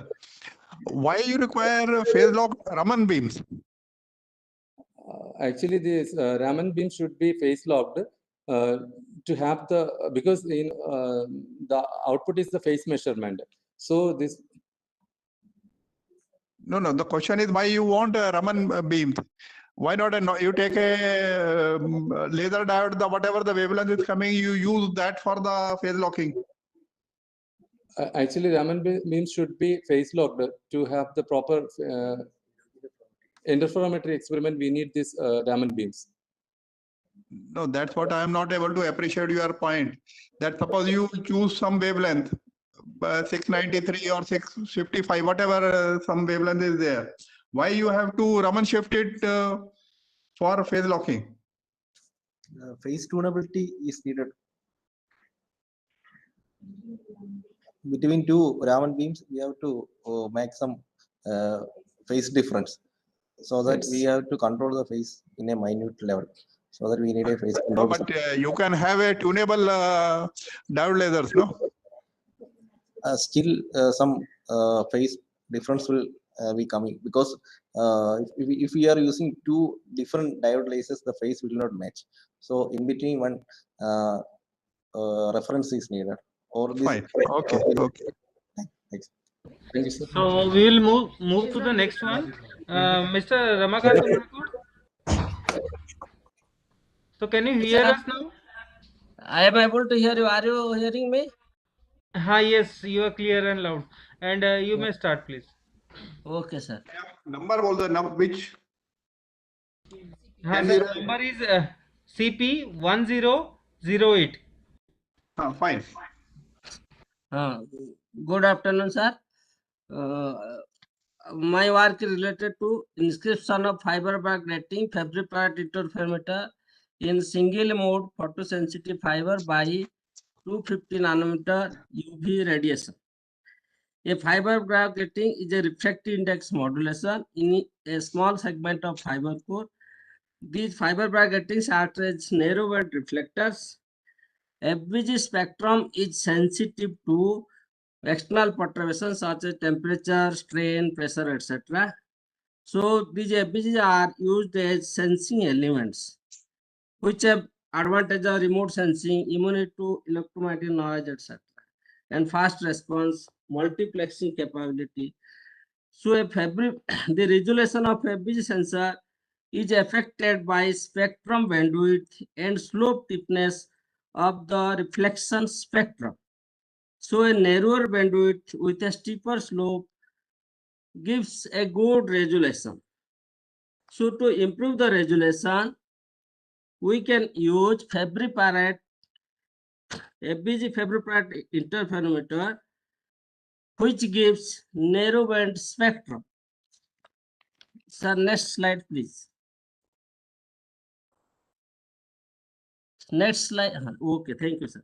A Fabry-Perot interferometer is an optical fiber, gives narrow spectrum within the FBG spectrum bandwidth.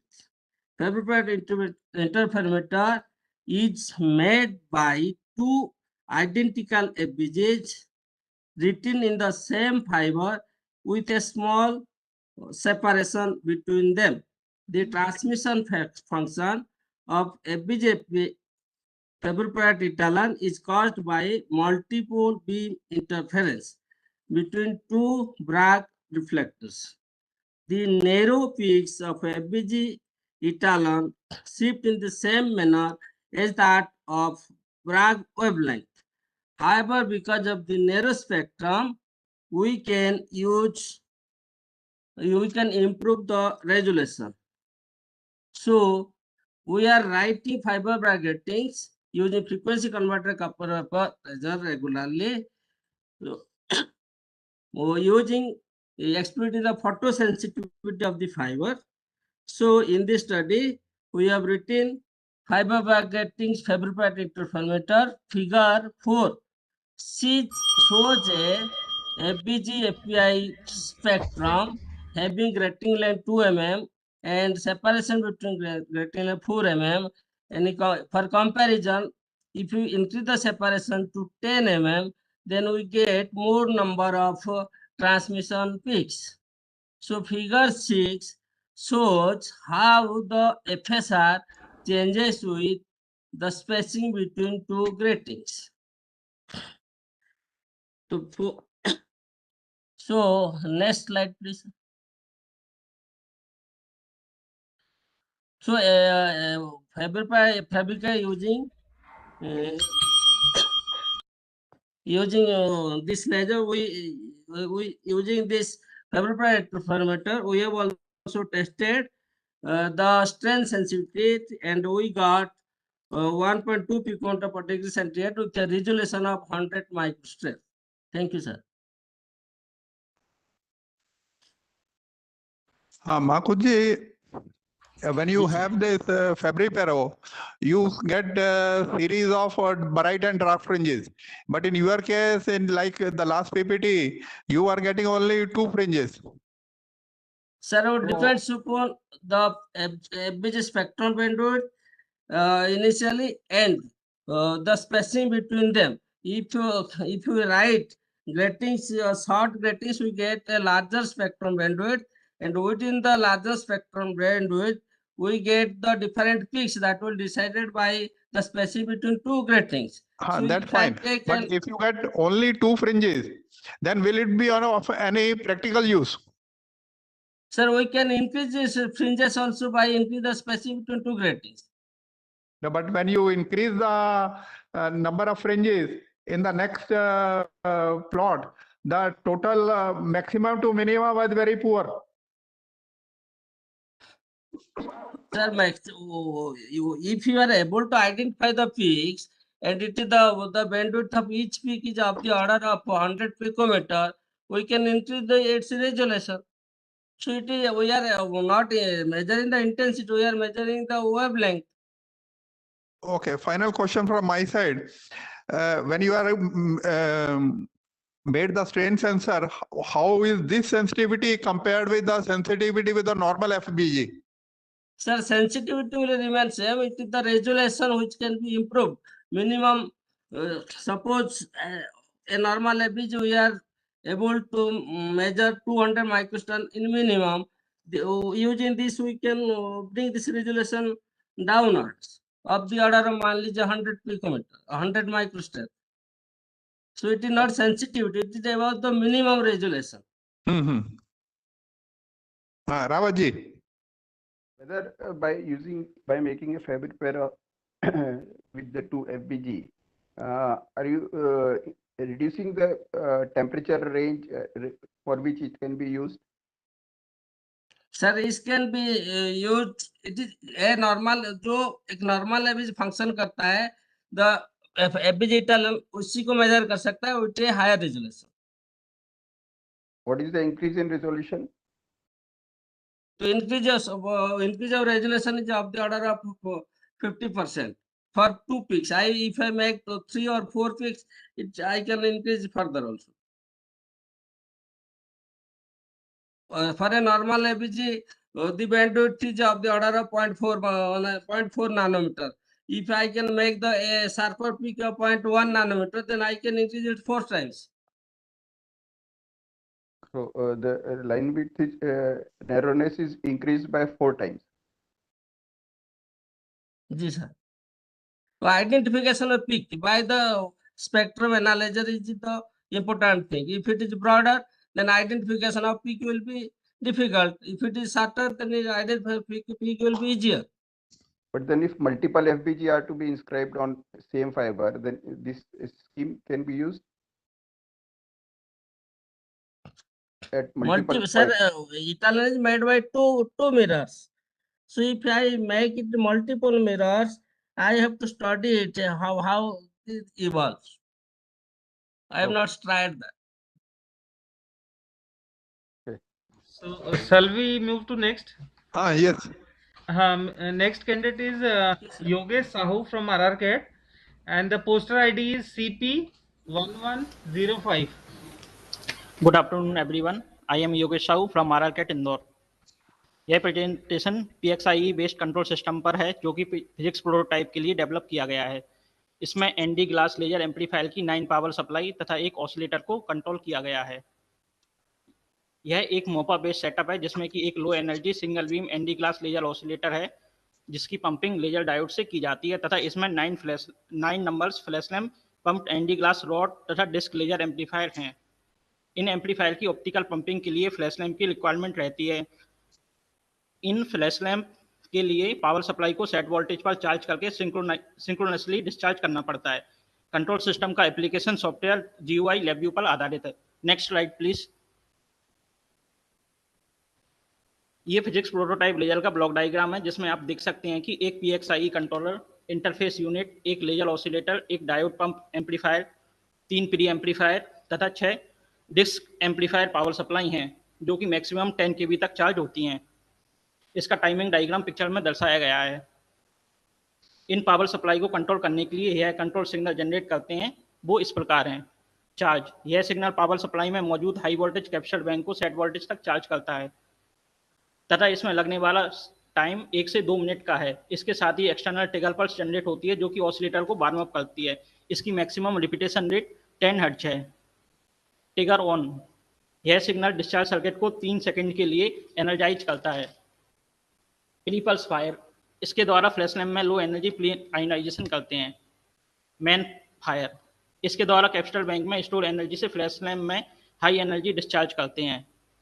External trigger, इससे laser की seat pulse generate होती है. Flash lamp current pulse, सभी flash lamp के discharge circuit में current sensing transformer लगे हैं. इससे flash lamp discharge current measure की जाती है.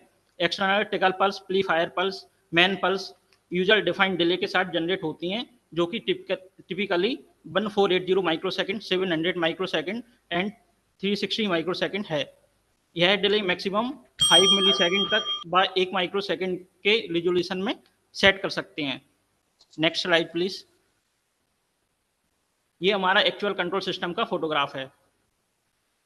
PXIe सिस्टम में एक PXIe चेसिस, एक कंट्रोलर व PXIe मॉड्यूल होते हैं. इस कंट्रोल सिस्टम में 2 मल्टीफंक्शन कार्ड व एक काउंटर टाइमर कार्ड का उपयोग किया गया है.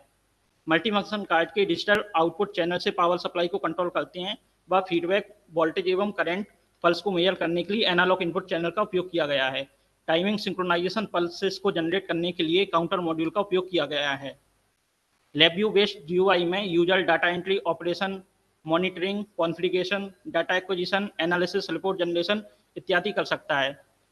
इसमें वेरियस एरर चेकिंग रखी गई हैं। कोई भी एरर आने पर वो particular power supply safely of हो जाती है।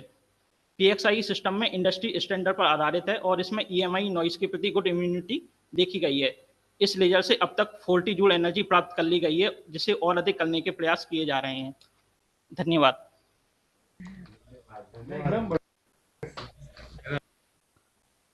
Arya ji.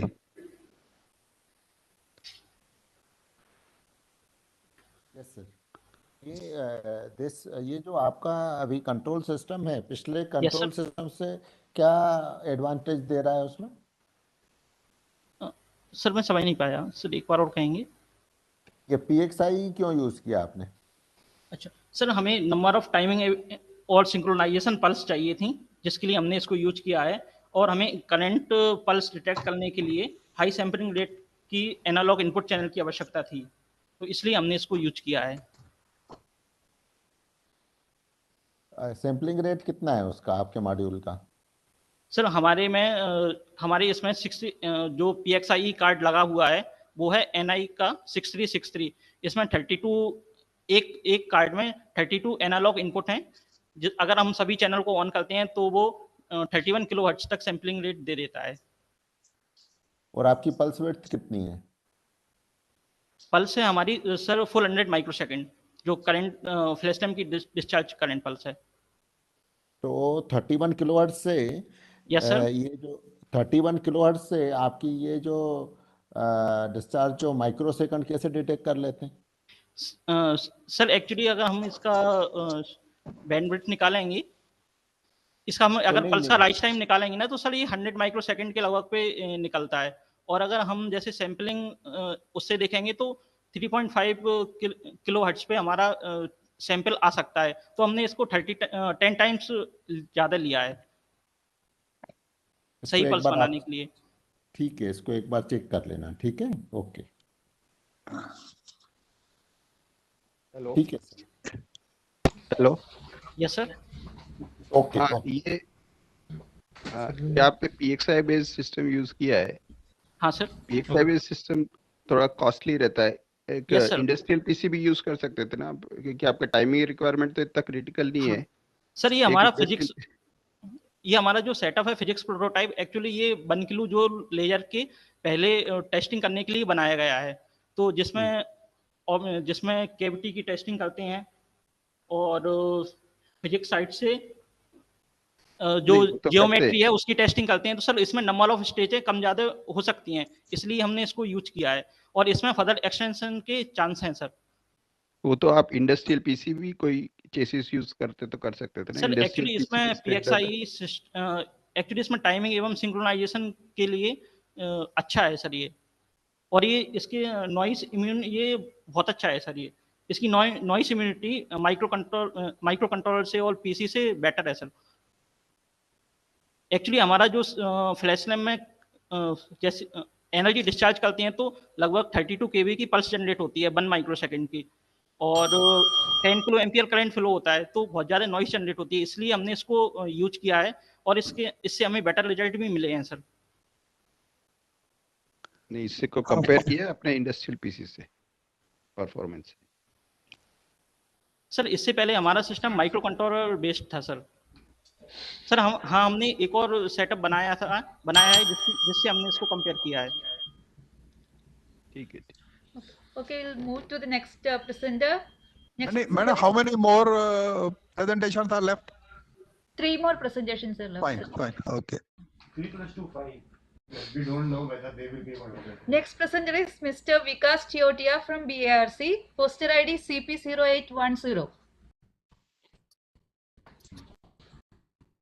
Good afternoon, everyone. So this is Prashant Kumar here. So I will be presenting laser beam welding of hermetically sealed drift tubes for DTL drift tube linear structure on the behalf of my whole team. So I will speak mainly under the 3 topics. First one is the drift tube structure and requirement of laser welding. Then laser welding of copper parts, which includes merit, demerits, and its applications. And the third one is the laser beam welding parameters, qualification, and the summary. Can we move the next slide? Can we do full screen of this slide? So coming to the drift tube structure and the requirement of laser welding. So basically the drift tube charge particles, it is drift tubes are part of the linear particle accelerator. So we can see on the rightmost figure. So these are the drift tubes which are mounted in the DTL structure, drift tube linear particle accelerator. So charge particle is being accelerated by the E fields between the gap of these two drift tubes, and negative E field is being shielded by this copper part. So it only drift the particles, do not decelerate or accelerate. So we call it, that's why we call it drift tubes. So on the leftmost side, we can see the explored view of these drift tubes. So it is made of various subcomponents, which mainly include the permanent magnets, which is buried in this blue color magnet holder. And then it is made a part of this whole structure and then assembled. So in middle figure, we can see these different parts are being made by the laser welding. So we had only option to go for the laser welding because of 2-3 reasons.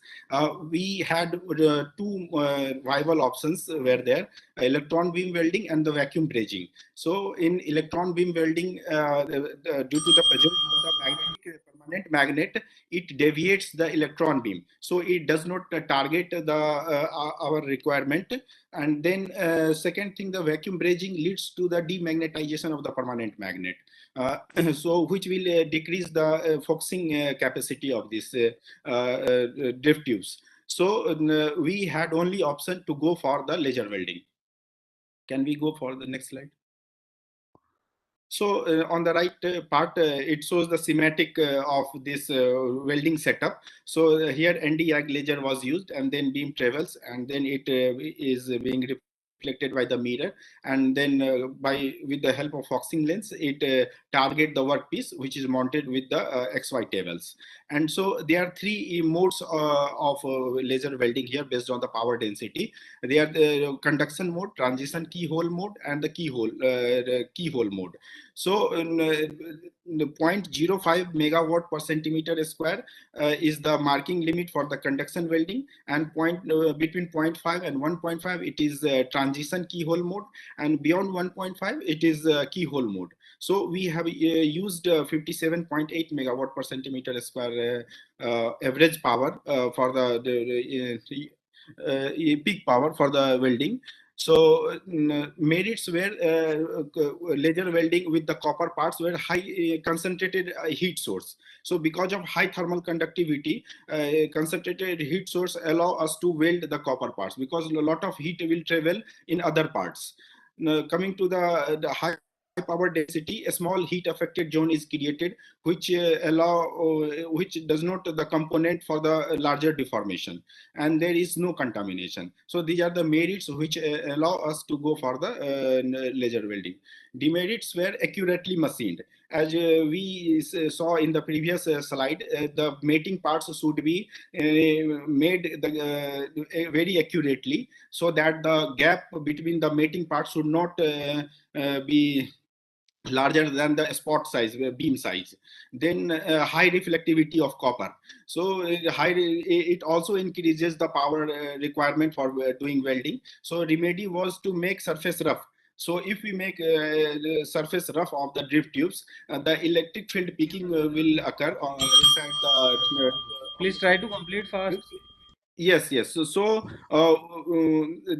this was the main challenge. So more power is required to do the copper welding with the laser. And then if we require high energy, you can come to the results. Yes. So this also lead to the evaporation of the metal and form plasma. So we pass the gas to expel the from the holes. Can we move the next slide? These are the parameters which we have optimized for doing the laser welding, and we qualified it by helium leak testing and hydrostatic testing with the ASTM code followed under the guidelines given by the ASTM code. And the leak rate we have found 10 to the minus 10 millibar liter per second. So conclusion is 36 number of drift tubes have been developed, tested and qualified. Due to a small heat affected zone and weld quality, laser beam welding played an important role in hermetic. It is more than 5 minutes. Please try to wind up. Yes. And then again we measured the magnetic parameters and no deviations were found. So this was the main our milestone achievement for doing the welding of drift tubes. So this is all about the laser welding of drift tubes. Vikas, what is the thickness of the tubes that you have welded? Sir, it is 3 mm. And what kind of laser? Means what is the special parameters of the laser that you can tell which is important for welding? Sir, we need power density mainly. So there are limited vendors available with the laser welding facility in the market right now. So we only that time searched for the power density. If any laser machine provide that much of power density, we can go for that. No, so you mentioned 1 megawatt per centimeter square. Sir, generally it for other like SS stainless steel or other or if we make surface rough, so that amount of 1 or 5 or 10 megawatt per centimeter is. Just listen, you are in PPT you have written high power density 1 megawatt per centimeter square, which is very large. Yes. And then you are saying that you get very less heat affected zone. So these two are contradictory. Can you explain? Sir, beam size is very less, sir, and it focus on the accurately machine parts. And so heat, it is highly, we are using oxygen-free high conductivity copper, OFC copper for this part.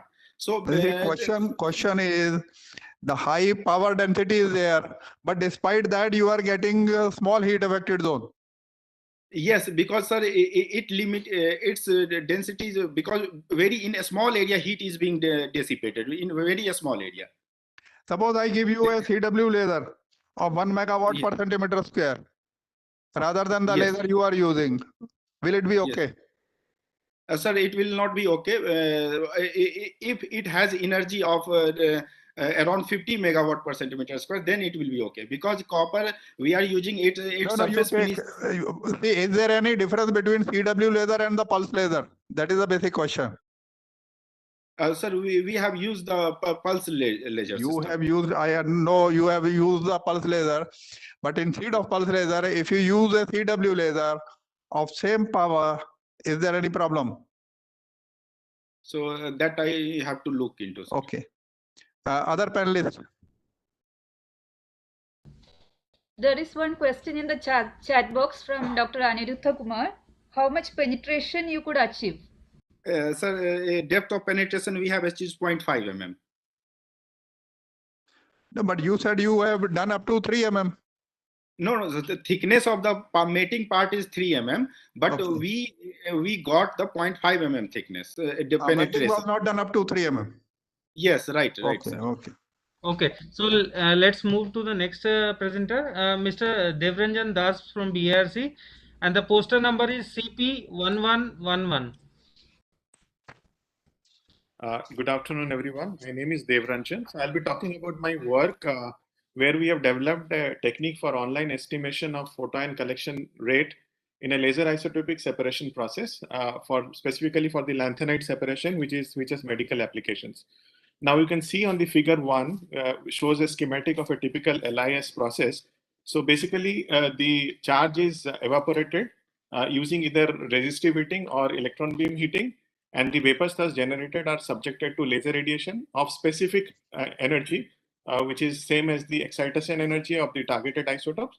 So due to the laser interaction, the targeted isotope gets ionized and it is picked up by an electric field.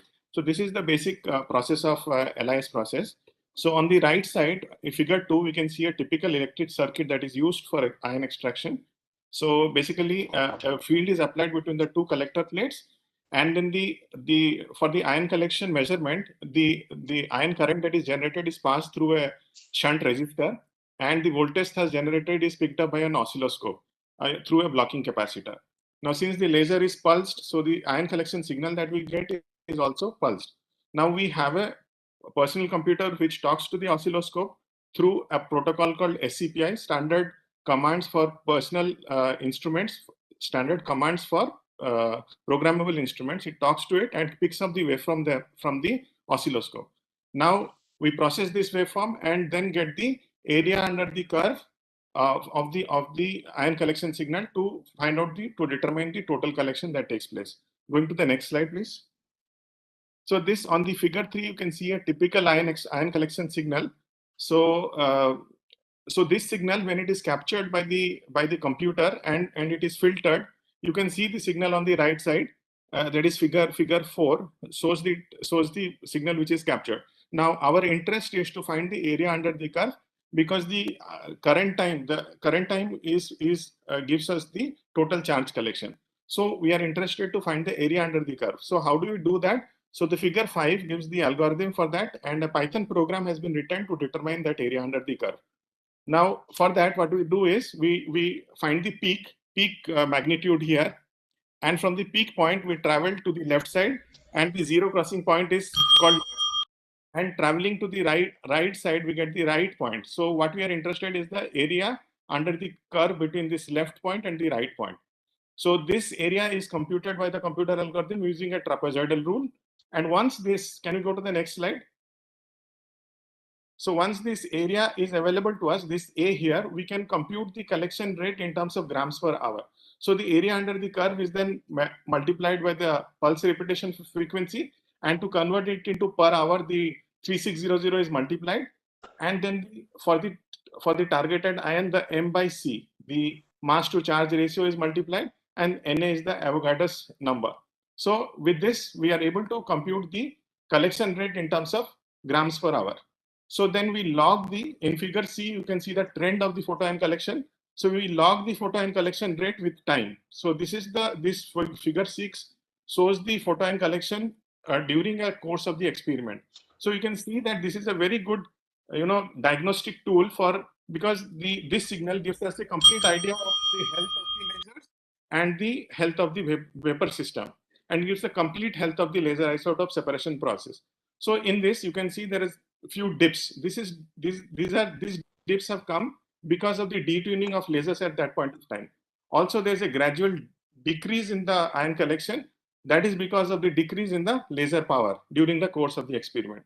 And on the right side, figure 7, you can see the ion collection signal as the laser is deliberately detuned. When the laser is deliberately detuned, you can see there is a drop in the ion collection signal. So this becomes a very good diagnostic tool. Now also, if I take on the figure 6, if I take integrate this signal over the course of the experiment, time of the course of experiment, I can find the total ion collection during the. So with this estimation, we found that the total deposition as per the program was about 232 microgram. However, the actual deposition was found to be 332 microgram. This may be happening because of so many other processes like sputtering and all.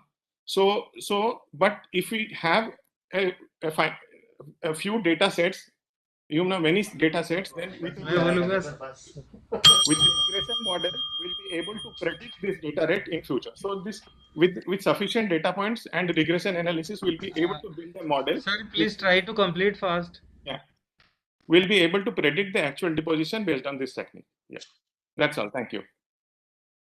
Devranjan ji, this ion collection is instantaneous or accumulative?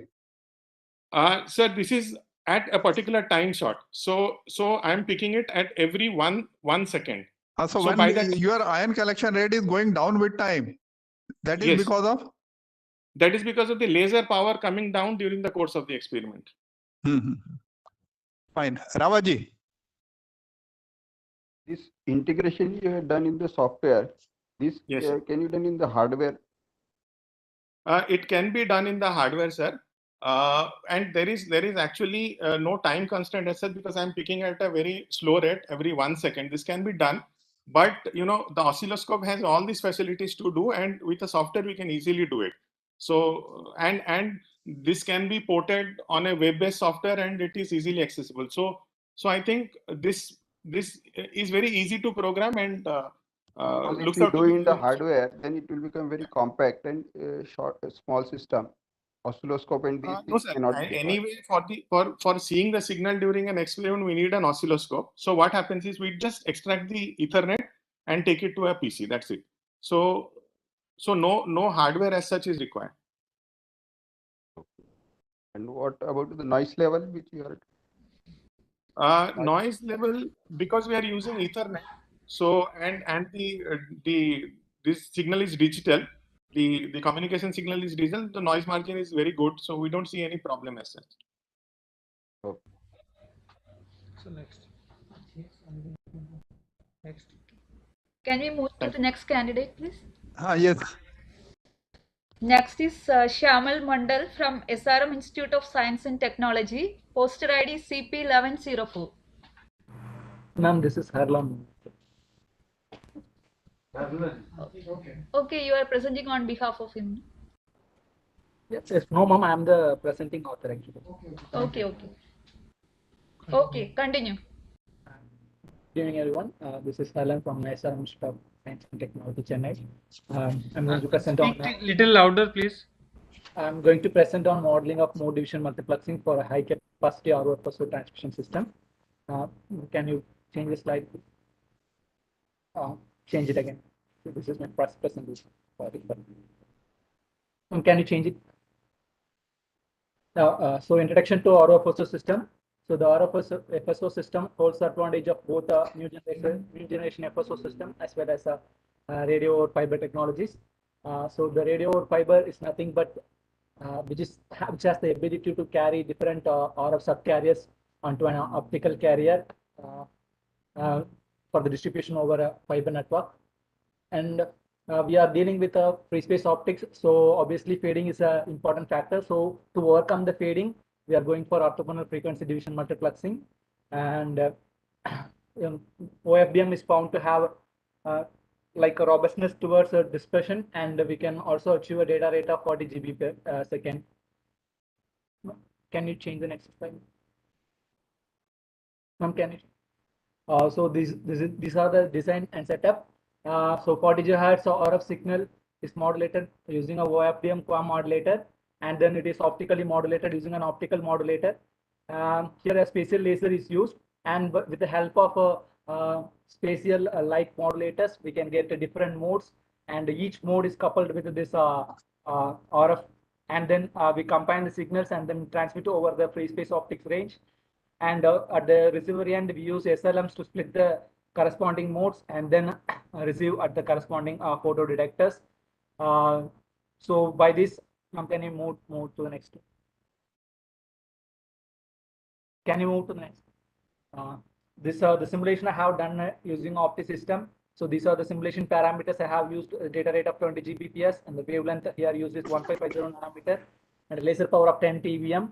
And these are the constellation diagram. And the results are found to be under clear sky condition. I have achieved a distance of up to 12 kilometers for both LG as well as HE modes, Lacroix-Gaussian and Hermite-Gaussian modes. And for transmission under attenuation, I have taken the maximum attenuation of 25.5 dB per kilometer. And under this condition, we are capable of transmitting data up to 1 kilometer efficiently. That's it. Thank you.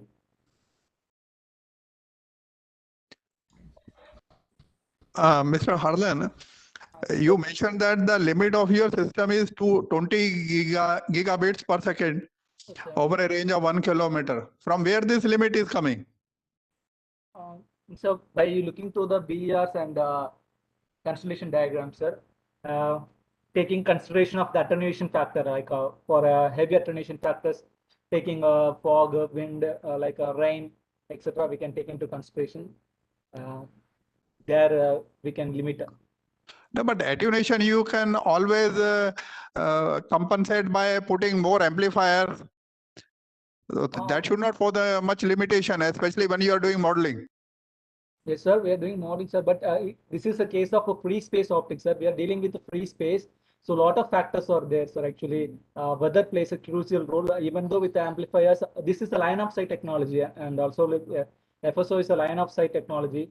So a lot of factors contributing to the attenuation. What kind of pulse width you are using over here? Here I'm using continuous wavelength lasers, sir.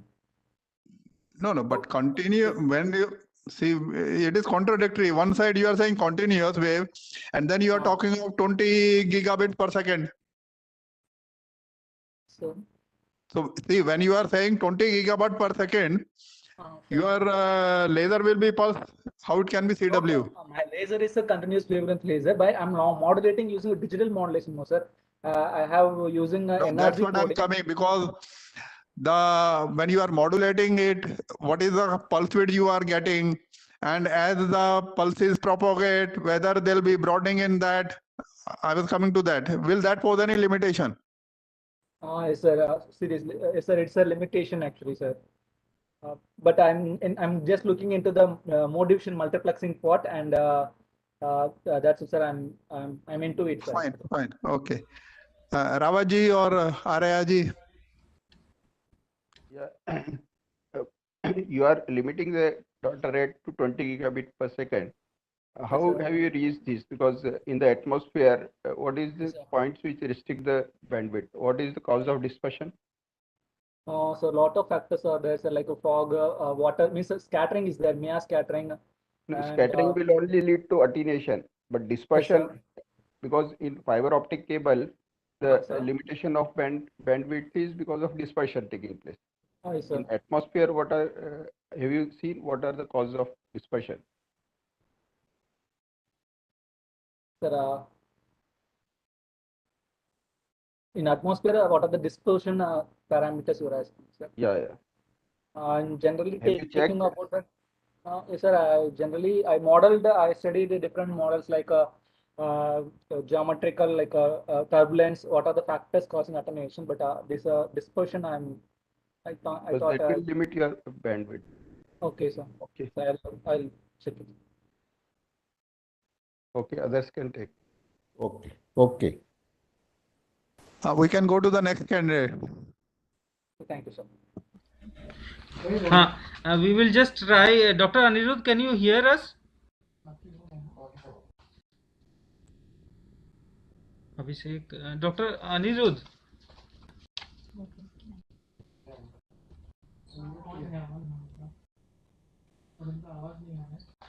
Sir, can you hear us? Dr. Anirudh Kumar.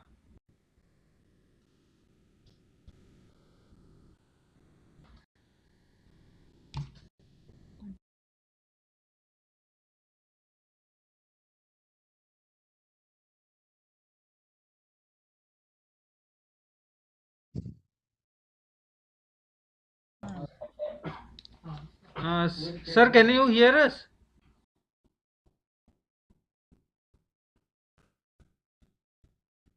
हाँ, अनिरुद्ध कुमार जी, आवाज आ रहा है?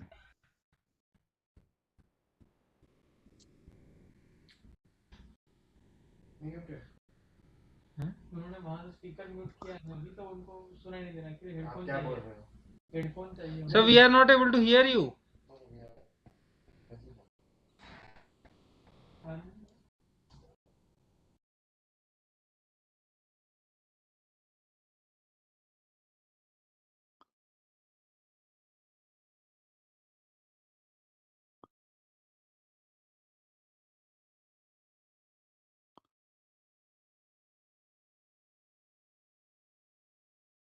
We have more candidates. I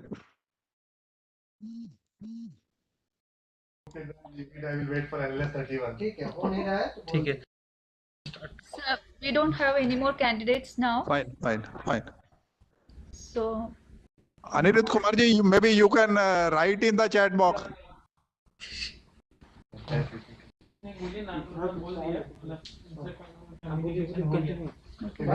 okay. So with this, we end today's poster session. On behalf of the organizing committee, we thank all our esteemed judges for evaluating the posters for this session. We also extend our thanks to all our participants for their active participation. Now we will break for a cup of tea and For the next session. meet for the next session. Thank you, everyone.